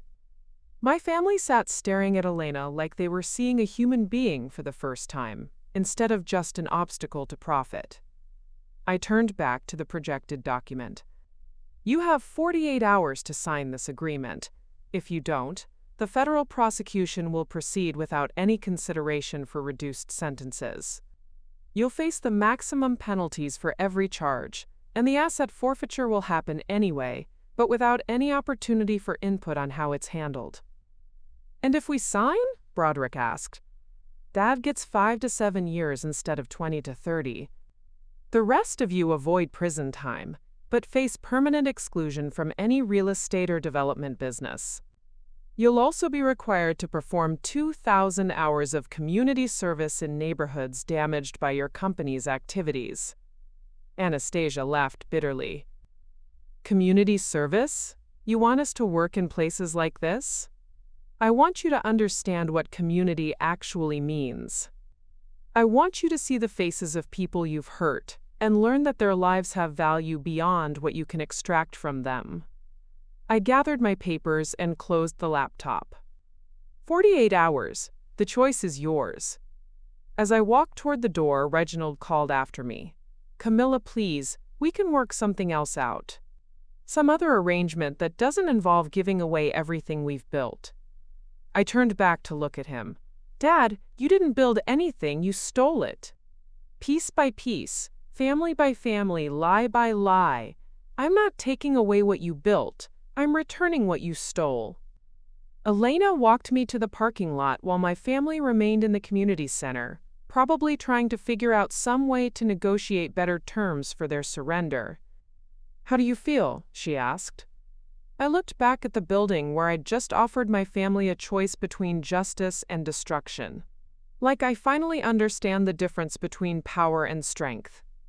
What's the difference? Power is what they had. The ability to hurt people without consequences. Strength is what you showed in there. The ability to stand up to people who hurt you and demand they be better. Elena smiled. Your family's going to sign that agreement. How do you know? Because they're cowards. And cowards always choose the option that hurts them least, even when it means admitting they were wrong. As I drove away from the community center, I realized that Elena was right. My family would sign because they had no other choice. But more importantly, I realized that it didn't matter whether they signed out of genuine remorse or simple self-preservation. What mattered was that the mansion built with stolen money would become a resource for justice. What mattered was that families like Elena's would have legal protection against future exploitation. What mattered was that my family's victims would finally have their dignity acknowledged and their losses compensated. The war was almost over. And for the first time in my life, I was fighting for the winning side. They signed on hour 47. Not because they'd found peace with their decision, but because Reginald's lawyers had spent 2 days explaining exactly what life in federal prison would look like for a wealthy man who'd built his fortune exploiting poor families. The reality of 20 to 30 years among inmates who'd grown up in neighborhoods like the ones he'd destroyed had apparently focused his mind wonderfully. The signing happened at the federal courthouse, not in some private office where they could maintain their dignity. Agent Morrison had insisted on a public proceeding, with court reporters and federal marshals present. Elena and I sat in the gallery, watching as each member of my family approached the defendant's table to put their names on documents that would reshape their entire existence. Reginald signed first, his hand shaking as he wrote his name on page after page of admissions, asset forfeitures, and cooperation agreements. The man who had once commanded rooms full of city officials and investors was now just another defendant, hoping for leniency. Vivienne could barely hold the pen steady. She kept looking back at me, as if some part of her still believed I might intervene, might find some way to soften the terms of their surrender. But I sat perfectly still, watching with the detached interest of someone observing a business transaction that had nothing to do with her personally. Anastasia signed with visible anger, her jaw clenched so tightly I could see the muscles working in her face. She'd spent the last 48 hours alternating between rage and panic, unable to accept that her little sister, the family embarrassment, was now dictating the terms of their survival. Broderick was last. He stared at the documents for a full minute before signing, as if legal training might reveal some loophole he'd missed. But there were no loopholes. Just consequences, finally catching up with choices made years ago. The Bellmont Hills mansion will be transferred to the Riverside Community Center within 30 days, Judge Harrison announced from the bench. All personal property must be removed within that time frame. The defendants will have supervised access to collect belongings, but no assets acquired through criminal proceeds may be removed from the property. That meant everything. The imported furniture, the designer fixtures, the artwork my mother had collected over decades of spending other people's stolen money. All of it would stay with the house.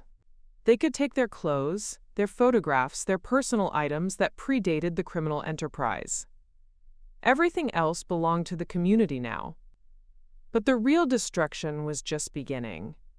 Within hours of the court proceeding, news outlets had picked up the story. Luxury developer family loses mansion to community they tried to destroy, ran as the headline in the Bellmont Herald. By evening, it had been picked up by regional media, then national news programs. The story had everything reporters loved: wealthy criminals, community activism, poetic justice, and a family member who'd chosen victims over blood. Elena and I watched the coverage from her living room, where the same television that had struggled to get clear reception for years was now showing images of the Bellmont Hills mansion with graphics explaining how it would become community property. "Look at this," Sophia said, reading from her phone as she curled up on the couch next to us. "They're calling you the foreclosure daughter on social media. People are sharing the story everywhere."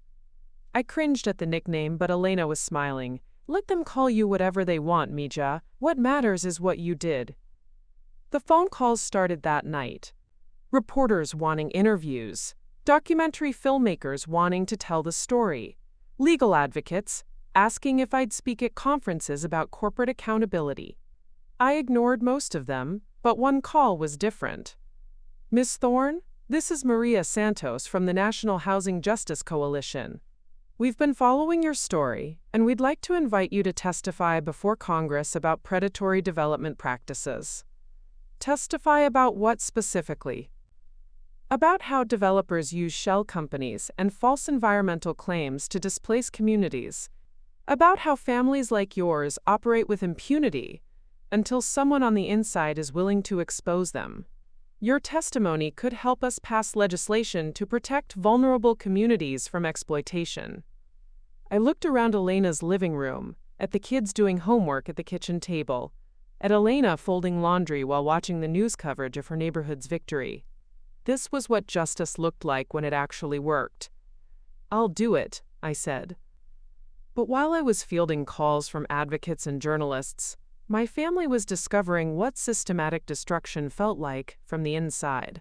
The first blow came when Anastasia showed up for her job at the marketing firm where she'd worked for 6 years. Her boss, Patricia Williams, called her into the office before she'd even reached her desk. "Anna, I'm sorry, but we're going to have to let you go. The board made the decision this morning after the news broke. This has nothing to do with my work performance. It has everything to do with our client relationships. Half our accounts are real estate developers. They can't be associated with someone whose family is going to prison for development fraud. It's just business." Anastasia had spent her career believing that competence and connections were enough to insulate her from consequences. She was learning that when your family becomes a national symbol of corporate corruption, competence doesn't matter. Broderick's law firm delivered the same message that afternoon. "We're sorry, Broderick, but we can't have partners who are connected to federal racketeering charges. It compromises our ability to represent clients in federal court. I'm not charged with anything. I signed a cooperation agreement." "Which means you admitted to benefiting from criminal proceeds for years while doing nothing to stop it. That's not the kind of partner we need." Within a week, both of my siblings were unemployed and unemployable in their chosen fields. Their professional networks, built over decades of family connections and elite credentials, had evaporated overnight. Nobody wanted to risk association with the Thorn name. But the most devastating blow came when they tried to find somewhere to live. The Marriott, where they'd been staying since the FBI raids, had asked them to leave when their story hit national news. The management didn't want the negative publicity of housing the criminal developer family, especially when community activists had started organizing protests in the lobby. Reginald, out on bail pending sentencing, was staying with his brother in Connecticut, but Vivienne, Anastasia, and Broderick needed to find housing in the city while they completed their community service requirements. Anastasia called me 3 days after losing her job. "Cam, we're having trouble finding a place to rent. Every landlord runs background checks now, and our names are all over the internet. We've been turned down for 8 apartments." I was helping Miguel fill out college financial aid forms when she called. The irony wasn't lost on me. I was helping a kid whose family had been targeted by my Family Navigate systems designed to help people without wealth access education. "Have you tried looking in Riverside District?" I asked. "I know several landlords here who are more concerned with references than credit checks." "I can't live in that neighborhood." "Why not? Not good enough for you?" "It's not safe. I wouldn't feel comfortable walking around there at night." Elena's kids walk around here every night. Sophia takes the bus to her job at the mall. Carlos rides his bike to school. But you're right. It's probably not safe for someone who helped try to destroy the community. That's not what I meant. Yes, it is. You're scared to live among the people your family victimized because you know they have every right to hate you. You want the protection that comes with distance and security systems and gated communities. But you can't afford those things anymore. There was a long pause. Then Anastasia said something that revealed how completely her world had shifted. "I found a studio apartment in Millbrook for $800 a month. It's all I can afford with unemployment benefits." $800 a month. 6 weeks ago, Anastasia had been spending more than that on shoes. Now she was learning what it felt like to have her housing options determined by her bank balance rather than her family name. "That sounds reasonable," I said. "Elena pays $650 for this place." "Elena doesn't have a master's degree from Northwestern." "No, she has something better. She has the respect of her community and the knowledge that she's never hurt anyone to get what she has." Vivienne's fall was even more dramatic. The woman who had once hosted charity galas in rooms that cost more to decorate than most people earned in a year was now shopping at thrift stores and clipping coupons. Elena saw her at the discount grocery store in Riverside District, counting items to make sure she stayed within her budget. She looked so lost, Elena told me later. Like someone who'd never had to think about the cost of groceries before. She hasn't. When I was growing up, Mom would spend $300 on wine for a dinner party without thinking about it. Now she's probably trying to figure out how to eat for $30 a week. But it was Broderick who experienced the most complete destruction of his identity. 2 weeks after signing the cooperation agreement, he applied for a job at a Riverside District legal aid clinic, one of the organizations that had fought against his family's development schemes. The director, Maria Rodriguez, Elena's cousin, called me before responding to his application. "Camilla, your brother wants to work here. Part of me thinks it would be poetic justice to have him helping the people his family tried to displace. But part of me thinks he's just trying to rehabilitate his image." What does your gut tell you? That he has no idea what legal aid work actually involves. He's probably thinking it's a temporary step down until this all blows over and he can get back to corporate law. So test him. What do you mean? Give him the job, but make sure he understands what the work really looks like. Put him in a cubicle instead of an office. Give him a caseload of tenants fighting eviction.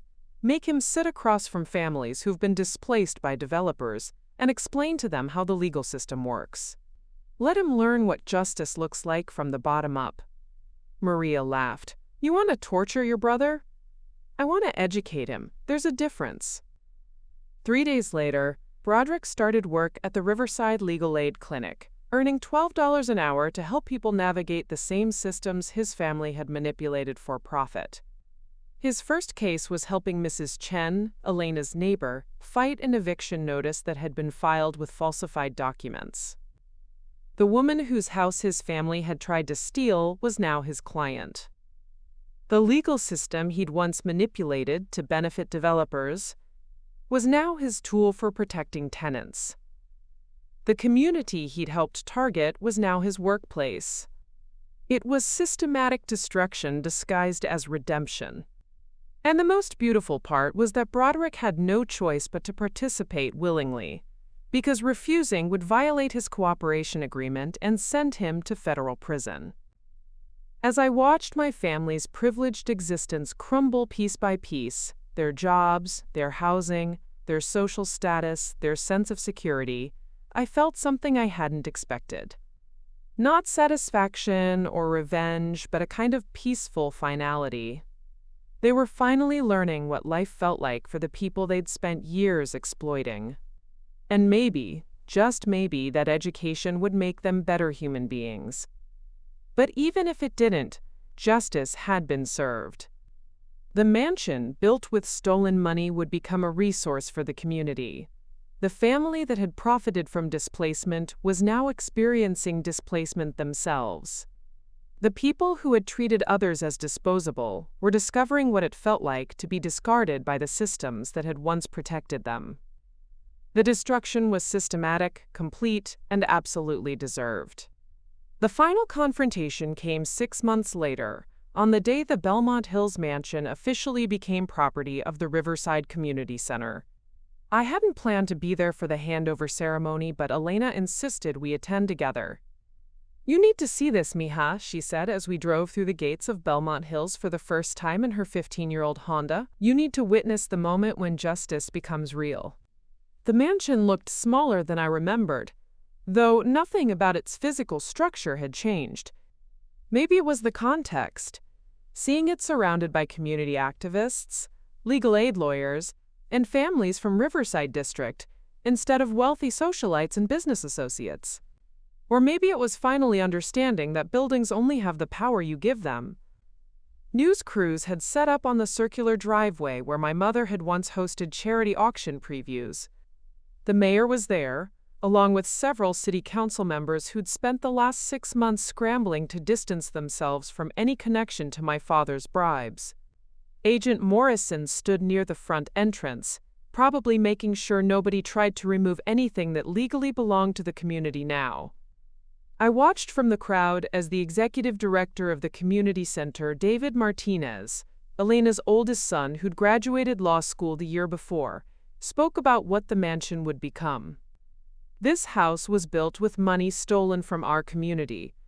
Today, it becomes a resource for our community. The first floor will house legal aid offices. The second floor will provide temporary housing for families facing displacement. The third floor will be converted into meeting space for community organizing. Every room where my family had planned the destruction of neighborhoods like Elena's would now be used to protect those same neighborhoods. The irony was so perfect it felt like cosmic intervention. But what I wasn't prepared for was seeing my family again. They stood at the back of the crowd, partially hidden behind a group of reporters. Vivienne wore a coat I recognized from 3 years ago, before she'd started shopping at discount stores. Anastasia kept her head down, probably hoping nobody would recognize her from the news coverage. Broderick had dark circles under his eyes that spoke to sleepless nights and stress that no amount of coffee could cure. And then there was Reginald. My father looked like he'd aged a decade in 6 months. His once commanding presence had been replaced by the careful movements of someone who'd learned that confidence was a luxury he could no longer afford. He was scheduled to begin his prison sentence in 2 weeks, and the knowledge sat on his shoulders like a weight that was slowly crushing him. I hadn't spoken to any of them since the courthouse signing. There'd been no need. Our business was concluded, our relationships severed as cleanly as a legal contract. But seeing them there, watching their life's work become a symbol of their failures, I felt something unexpected, curiosity about what they were thinking. The ceremony concluded with Elena being handed a ceremonial key to the front door.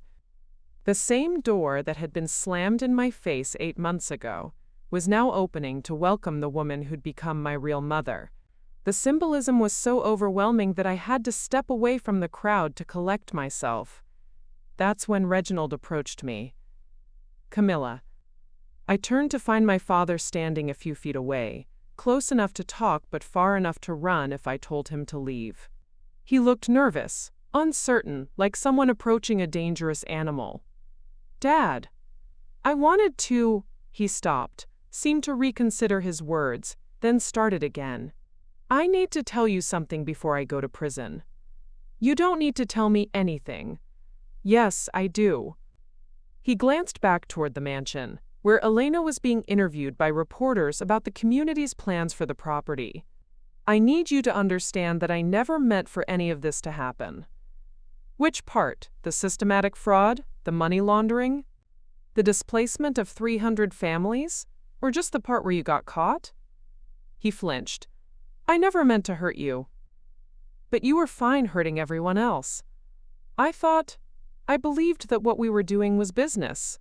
I convinced myself that we were improving communities, creating value, making neighborhoods better, by forcing out the people who lived there.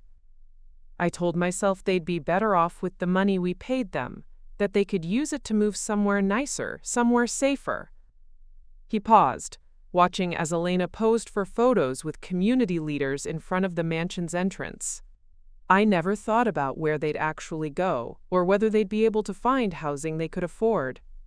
It was the closest thing to an admission of guilt I'd ever heard from him.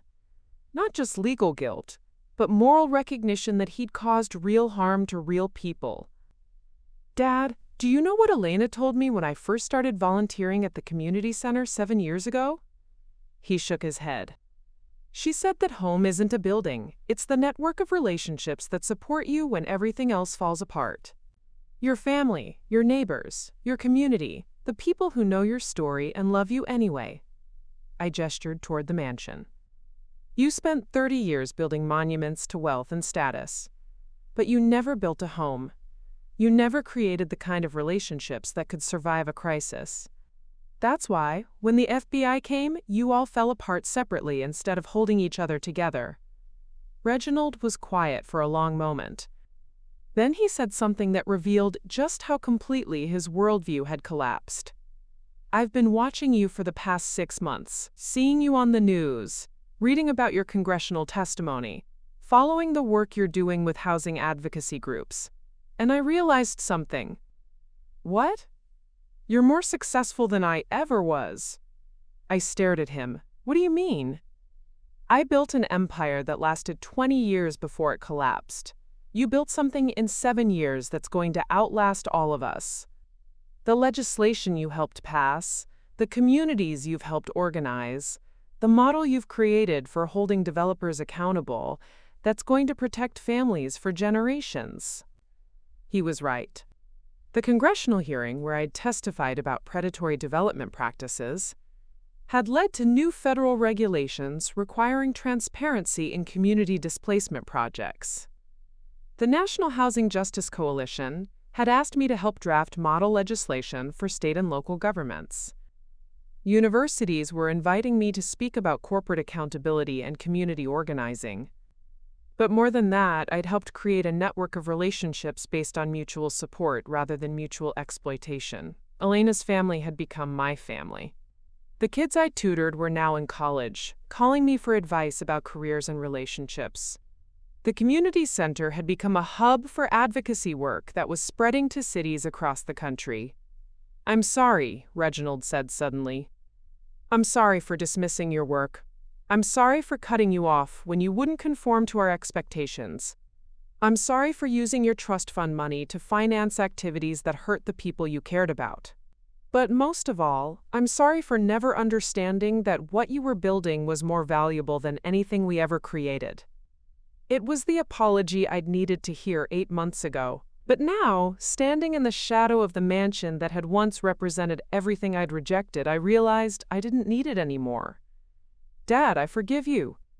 His eyes widened with surprise and something that looked like relief. "But forgiveness doesn't mean reconciliation. You spent decades making choices that hurt vulnerable people, and now you're facing the consequences of those choices. That's not something I did to you. That's something you did to yourself." "I know. I hope prison teaches you something about the value of the relationships you threw away.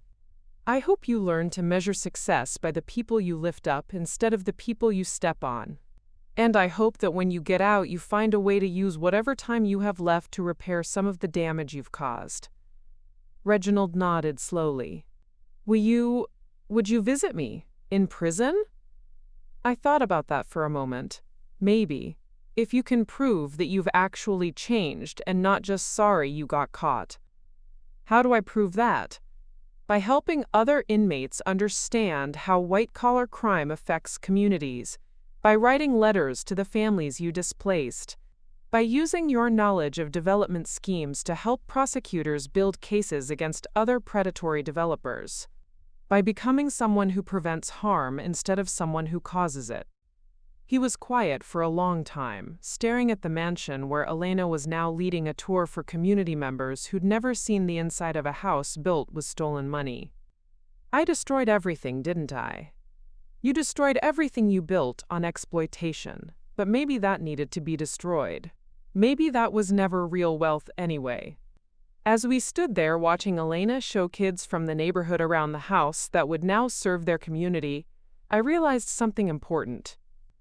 The real victory wasn't taking my family's mansion away from them. It was building something better in its place. The real victory was Elena's grandson playing in rooms that had once been used to plan his family's displacement. It was Broderick learning to fight evictions instead of execute them. It was Sophia starting her freshman year at college with a scholarship funded by restitution money. The real victory was understanding that revenge wasn't about destroying your enemies. It was about building something so much better that their destruction became irrelevant.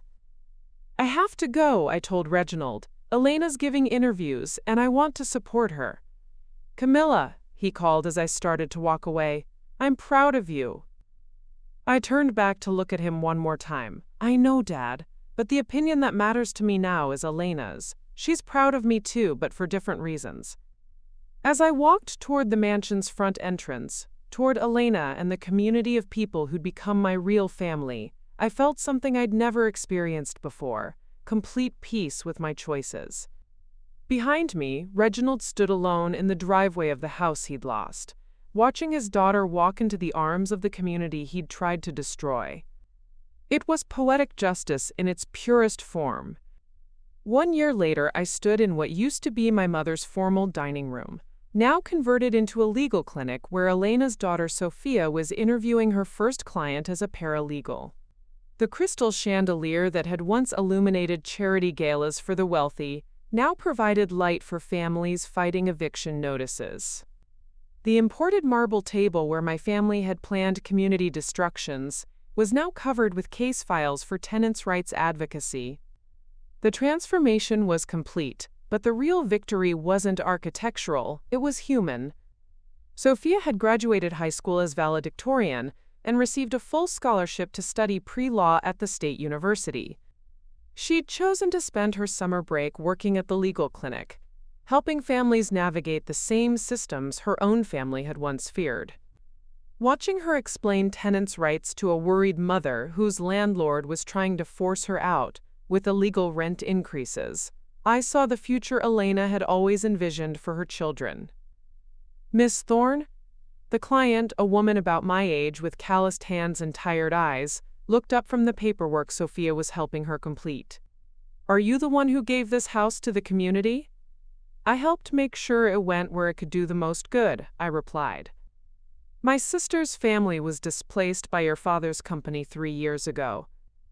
They lost their house and had to move 2 hours away, split up the kids between relatives who had room.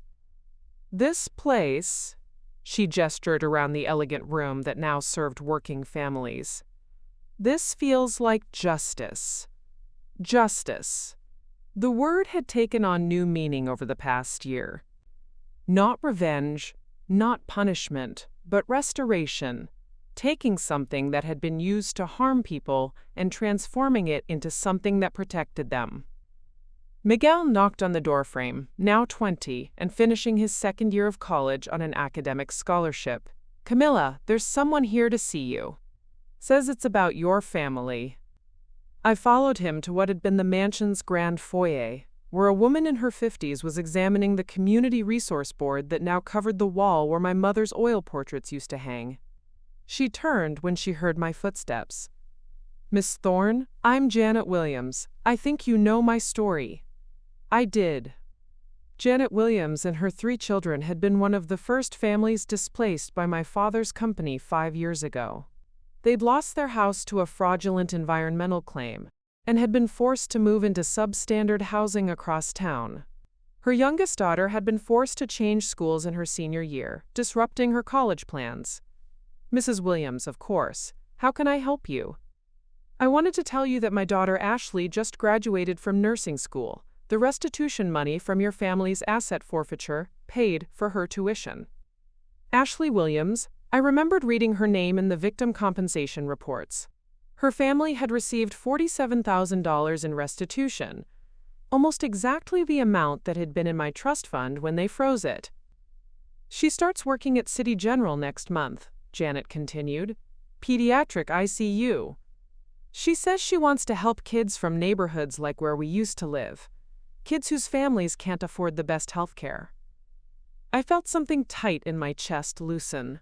"That's wonderful news. She wanted me to ask you something. Would you come to her graduation ceremony next week? She says none of this would have been possible without you standing up to your family." I thought about that. Ashley Williams's education had been funded with money that came from my trust fund. Money that had originally been invested in the criminal enterprise that displaced her family. In a strange way, the money had come full circle, stolen from communities, then returned to help those same communities heal and grow. I'd be honored to attend. After Janet left, I walked through the mansion, observing the daily operations that had replaced my family's lifestyle. The kitchen, where our cook had prepared elaborate meals for dinner parties, now served free lunches to kids in the summer program. The library, where my father had stored books he'd never read, now hosted literacy classes for adults learning English. The home theater, where we'd watched movies in isolation, now showed documentaries about community organizing for civic education workshops. Every room told a story of transformation. I was standing in my former bedroom, now a small apartment for families transitioning out of homelessness, when my phone rang. Elena was calling from her new job as community outreach coordinator for the center, a position that came with an office in what used to be my parents' master suite. "Mija, Turn on Channel 7, you need to see this. I found a television in the common area and switched to the local news, where a reporter was standing outside the federal prison where my father was serving his sentence. In an unprecedented move, Reginald Thorne, the former luxury developer convicted of racketeering and fraud, has authored a detailed confession documenting predatory practices used throughout the real estate industry.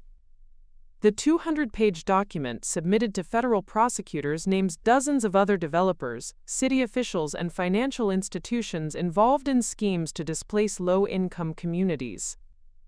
The camera cut to Agent Morrison standing at a podium. Mr. Thorne's cooperation has already led to investigations in 12 other cities.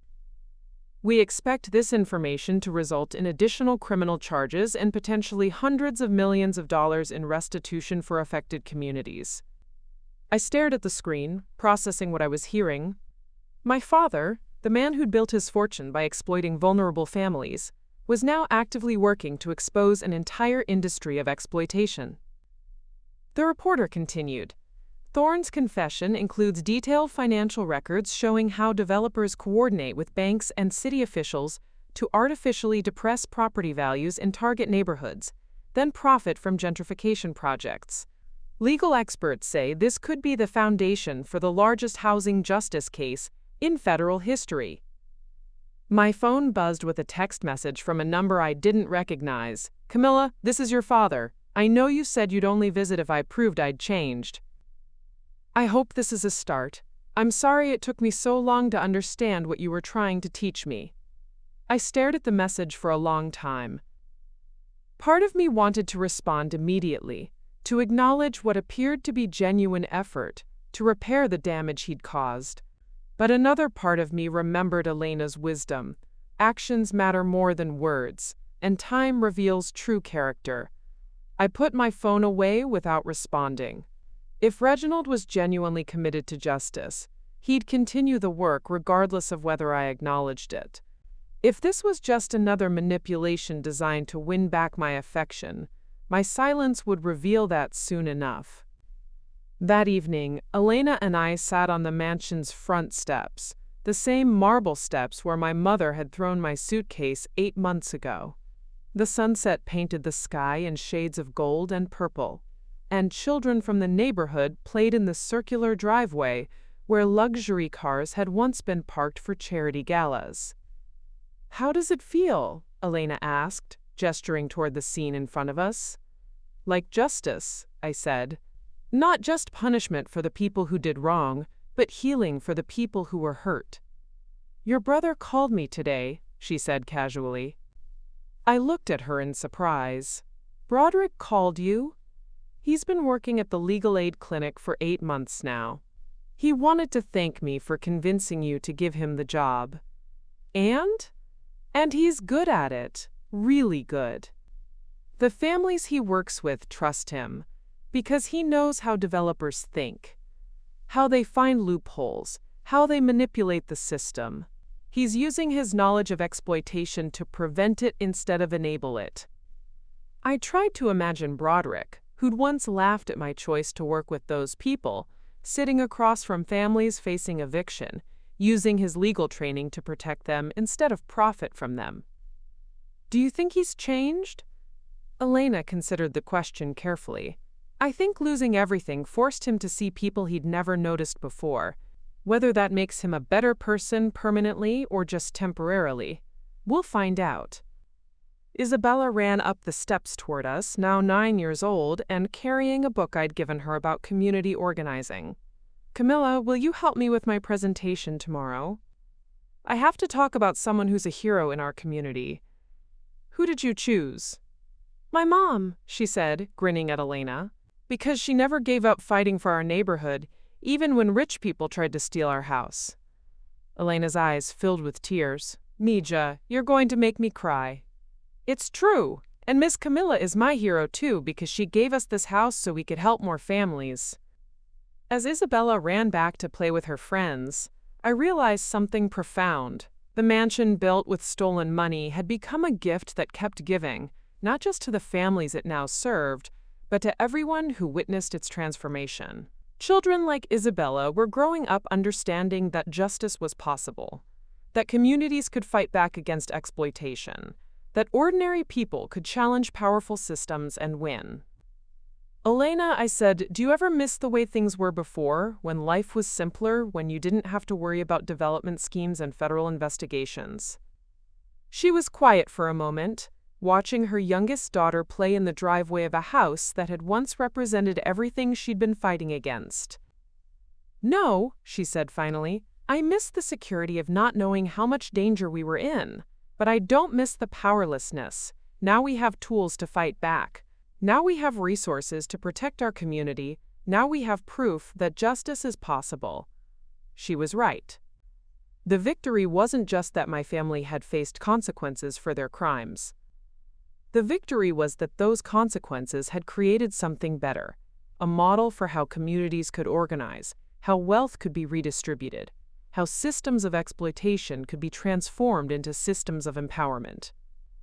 As the sun set behind the mansion that had become a symbol of community resilience, I understood that the war hadn't just been won, it had been transcended. We'd moved beyond punishment and revenge to something more powerful, the creation of lasting change that would protect families for generations.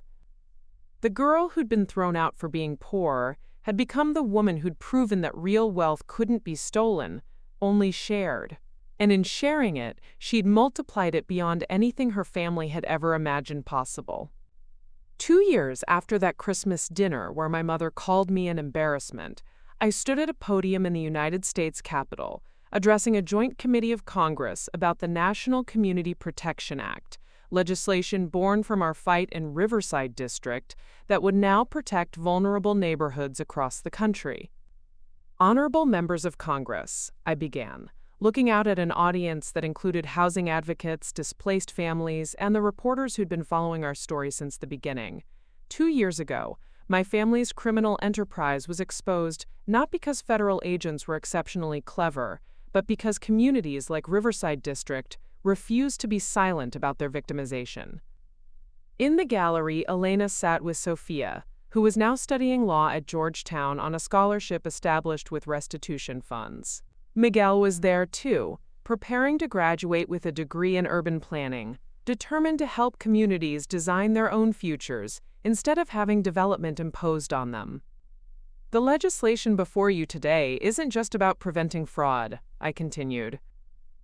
It's about recognizing that communities targeted for displacement have the knowledge and the right to protect themselves.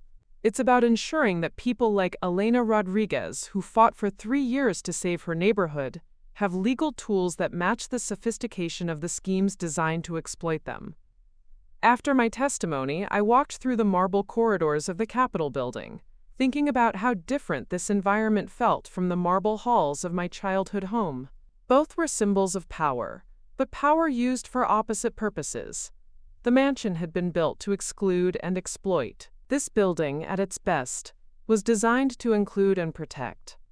My phone buzzed with a text from Agent Morrison. Camilla, thought you'd want to know. Your father's information led to convictions in 47 cases across 15 states. Total restitution awarded $2.3 billion. Communities like yours are getting their justice nationwide. $2.3 billion. Return to families who'd been displaced, students who'd lost educational opportunities, communities that had been systematically impoverished by predatory development schemes. The ripple effects of our fight in Riverside District were now creating waves of justice across the entire country. I was walking toward Union Station to catch my train back to Bellmont Hills when I saw a familiar figure sitting on a bench outside the Capitol building.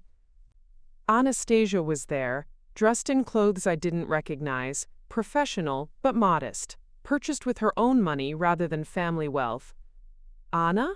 I approached carefully, unsure whether this encounter would be hostile or friendly. She looked up, and I was struck by how much she'd changed. Not just her appearance, though she'd lost the artificial polish that had once defined her. There was something different in her eyes, a depth that hadn't been there when her biggest concern was maintaining her social status. I watched your testimony on C-SPAN, she said. I wanted to congratulate you. Thank you. What brings you to Washington? I work here now. For the Department of Housing and Urban Development, Community Outreach and Victim Services. She smiled at my obvious surprise. I know. 2 years ago, I would have said those jobs were for bleeding hearts and do-gooders. Turns out, I was half right. We sat together on the bench, watching tourists and government workers flow past the Capitol steps. For the first time in our adult lives, we were just two sisters having a conversation instead of adversaries fighting over fundamental values. Anna, can I ask you something? When did you realize that what our family was doing was wrong? She was quiet for a long moment. Remember Mrs. Patterson, the elderly woman who lived next to your apartment in Riverside District? I nodded. Mrs. Patterson had been one of my neighbors, a retired teacher raising her grandson on a fixed income. 6 months ago, I was processing compensation claims for families displaced by Dad's company. Her file came across my desk. I read about how they forced her out of the house she'd lived in for 40 years, how she lost her community connections, how her health declined after the stress of relocation. And I realized that to her, we weren't business people making rational economic decisions. We were the villains in her life story. Anastasia wiped her eyes with the back of her hand. I spent 2 years being angry at you for destroying our family. But you didn't destroy us. You just made it impossible for us to keep destroying other people. What's it like now, your new life? Harder, much harder. I make $38,000 a year instead of $300,000. I live in a studio apartment. I buy groceries based on what's on sale instead of what I'm craving. But, she paused, searching for words. I sleep better at night. I like the person I see in the mirror. I'm proud of the work I do instead of ashamed of how I earned my money. We talked for another hour about her job helping families navigate federal assistance programs, about Broderick's work at the legal aid clinic, about the strange experience of building a life based on service instead of accumulation. She told me that Vivienne was volunteering at a homeless shelter, trying to understand the housing crisis from the perspective of people experiencing it, rather than profiting from it. What about Dad? I asked. He writes letters. To families his company displaced. To other developers who might be considering similar schemes. To policymakers about needed reforms. He's scheduled to be released in 3 years. And he's already been accepted into a restorative justice program that pairs former white-collar criminals with the communities they harmed. 3 years. It seemed both too long and too short for someone whose crimes had affected hundreds of families over decades. Anna, do you think any of you would have changed if I hadn't cooperated with the federal investigation? She considered the question seriously. No. We would have found ways to rationalize our behavior until the day we died. We would have convinced ourselves that we were job creators and community improvers, and that anyone who opposed us was naive or jealous or didn't understand business. And now? Now I understand that business without conscience isn't business. It's exploitation. Now I know the difference between building wealth and stealing it. Now I know that the families we displaced had names and stories and dreams that mattered more than our profit margins. As we prepared to part ways, Anastasia asked me something I'd been wondering about myself. Camilla, do you ever regret it? Destroying everything our family built? I thought about the question as I watched groups of high school students touring the Capitol, learning about democracy and justice, and the possibility that ordinary people could create extraordinary change. I don't regret exposing crimes or helping victims get justice, I said finally. But I do regret that it took so long for all of us to understand what family really means. What does it mean? It means showing up for people when they need you, not just when they can benefit you. It means being proud of their character, not just their achievements. It means protecting them from harm instead of causing it. That evening, I returned to the mansion that had become the Riverside Community Center, where Elena was hosting a celebration dinner for my congressional testimony. The dining room where my family had once planned community destructions was now filled with families who'd been helped by the legal clinic, students who'd received scholarships from the restitution fund, and community organizers who were using our model to fight exploitation in their own cities. Isabella, now 11 and preparing to enter middle school, stood up to make a toast. To Miss Camilla, who taught us that rich people's money belongs to everyone they stole it from, and to my mom, who taught us that poor people are actually the richest people, because we know how to share. Everyone laughed and applauded, but I felt tears in my eyes because Isabella had articulated something I'd been trying to understand for 2 years. Wealth wasn't about accumulation. It was about circulation. Real prosperity came from ensuring that everyone in your community had what they needed to thrive. Later that night, I sat in Elena's living room helping Carlos with his college applications while she and Sophia planned a legal aid workshop for the following weekend. The television was on in the background, showing news coverage of community organizations in Phoenix and Detroit and Seattle that were using strategies we'd developed to fight predatory development in their own neighborhoods. "Misha," Elena said, looking up from her laptop, "do you ever think about what would have happened if your family had never thrown you out?" I considered the question.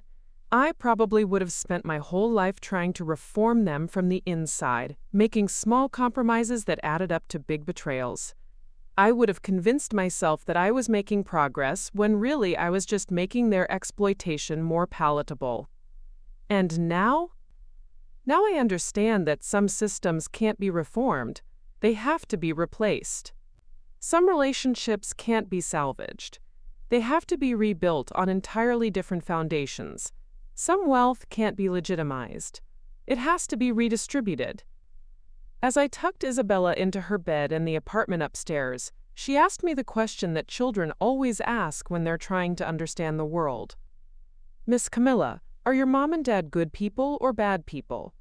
I thought about how to answer that honestly. They're people who made bad choices for a long time, but who are trying to make better choices now. Whether that makes them good or bad depends on what they do with the rest of their lives.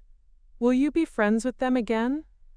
Maybe someday, if they prove that they've really changed, and not just sorry they got caught. If they spend the rest of their lives helping the people they hurt, instead of just feeling bad about hurting them. "That sounds fair," Isabella said sleepily. Fair. It was a child's word, but it captured something important about justice that adults often missed. Fairness wasn't about revenge or punishment. It was about balance. It was about making sure that everyone had what they needed to build good lives, and that nobody accumulated power by taking it away from others. As I drove home to my own apartment that night, a modest place in a neighborhood where people knew each other's names and looked out for each other's children, I reflected on the journey that had brought me here. 2 years ago, I'd been cast out by my family for choosing integrity over wealth. Tonight, I was returning home from testifying before Congress about legislation that would protect millions of families from the kind of exploitation my family had specialized in. The girl they'd called an embarrassment had become the woman who'd embarrassed their entire industry. The daughter they'd dismissed as poor had become rich in all the ways that actually mattered. The family member they'd tried to erase had created a legacy that would outlast anything they'd ever built. But the real victory wasn't personal. It was systemic. We'd proven that communities could organize to protect themselves. We'd shown that wealth built on exploitation could be redistributed to serve justice. We'd demonstrated that systems designed to benefit the few could be transformed to empower the many.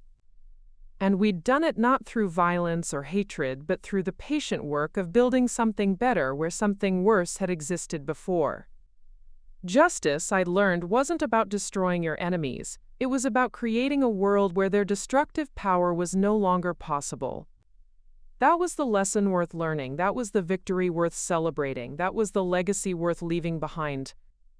Up next, you've got 2 more standout stories right on your screen. If this one hit the mark, you won't want to pass these up. Just click and check them out.